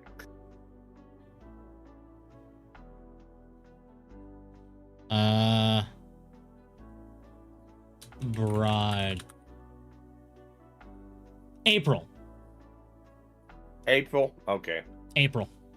Why is this only being... Hold on. Here. I'm going to bring this up. This is from a legaldoc.dl. And April 2026 is when this was last updated. And down here... Right here. So this was back in April, and they've not done anything about it. I think this, if that's been in there since April, they're not going to do anything about it. That's legal jargon. Look, Sony and even Rockstar right now, but like Sony and Joel is in such fucking hot water right now. Mm-hmm. It'd be fucking suicide for them to do it. Oh, it would. Like, right now, people just need one more, like, good fuck up from Sony. Reason. Give them one more reason. Yeah. And then this is apparently something else I'm seeing, and this is a little concerning. Sony is sending out emails updating and reminding people of their PlayStation terms. Short version, what it says: you do not own your digital games, you rent a license. If an account closed or banned, your games are gone, even paid ones. PlayStation can record your chats, clips, IP address, clips you share. They can sell and put ads on, and you get no cut. The liability is capped at 100 euros. No, that's 100 pounds. Sorry, that's pounds. This means if Sony screws something up and it costs you money, the most they'll pay you back is 100 pounds, no matter how much you actually lost. Well, we already knew that they were going down that path anyways. Yeah. Either way, I'm going to promise you the PS6 is oof. Honestly, this next generation of consoles in general is just gonna shit the bed. Yep. Not even enough to pay for the console itself. Yeah. So, right now, people are just gonna be going to PC. Like, PC's more expensive, but PC has more, and people are realizing that. So, otherwise, chat, we actually managed to accomplish a 3-hour Dogwave. I'm a little impressed. I'm actually very impressed. We probably went on that Sonic rant for too long, realistically. That's okay. Otherwise, chat, if you enjoy the content I produce, I would greatly appreciate it if you like the stream, hit the like button, subscribe, hit the bell for notifications, join the Discord, as it is the best place to know when I go live. Also, I probably shouldn't advertise this too much, but also I really should. Where is it? Well, I'll just do this. Nope. I added something to my throne yesterday. I don't advertise my throne at all, but, oh, here we go. The Sonic Model Fund is set up on Throne. The model will no longer will be done no matter what. I've already said it will happen already, but if you so desire to support the model fund for this, it is down in the description for my throne. You are able to fund or help fund the model itself, and that will make it happen sooner. Obviously, it'll probably still be a few months before it's done, no matter what, but you can at least help support it if you wanted to. But you are not obligated to, no matter how you want to support. I still do greatly appreciate it. Otherwise, thank you, Sparky, for hanging out. Oh, no problem. Thanks for allowing me to come on. I like talking, gaming stuff like this every now and then. It's refreshing from the drama. Yeah, it is. It really is. Like, sometimes too much drama is, well, it hurts the soul. Well, I've been busy with IOL stuff for like last 2.5, 3 weeks. And my life's just been upside down, hectic, you name it. Oh yeah, absolutely. So it's nice to talk, just retrospective news and topic like this. Need me to come on again anytime, more than happy to. Awesome, fantastic. All right, chat, I'm gonna let you all pick. Are we gonna go hang out with Mia or Mizu?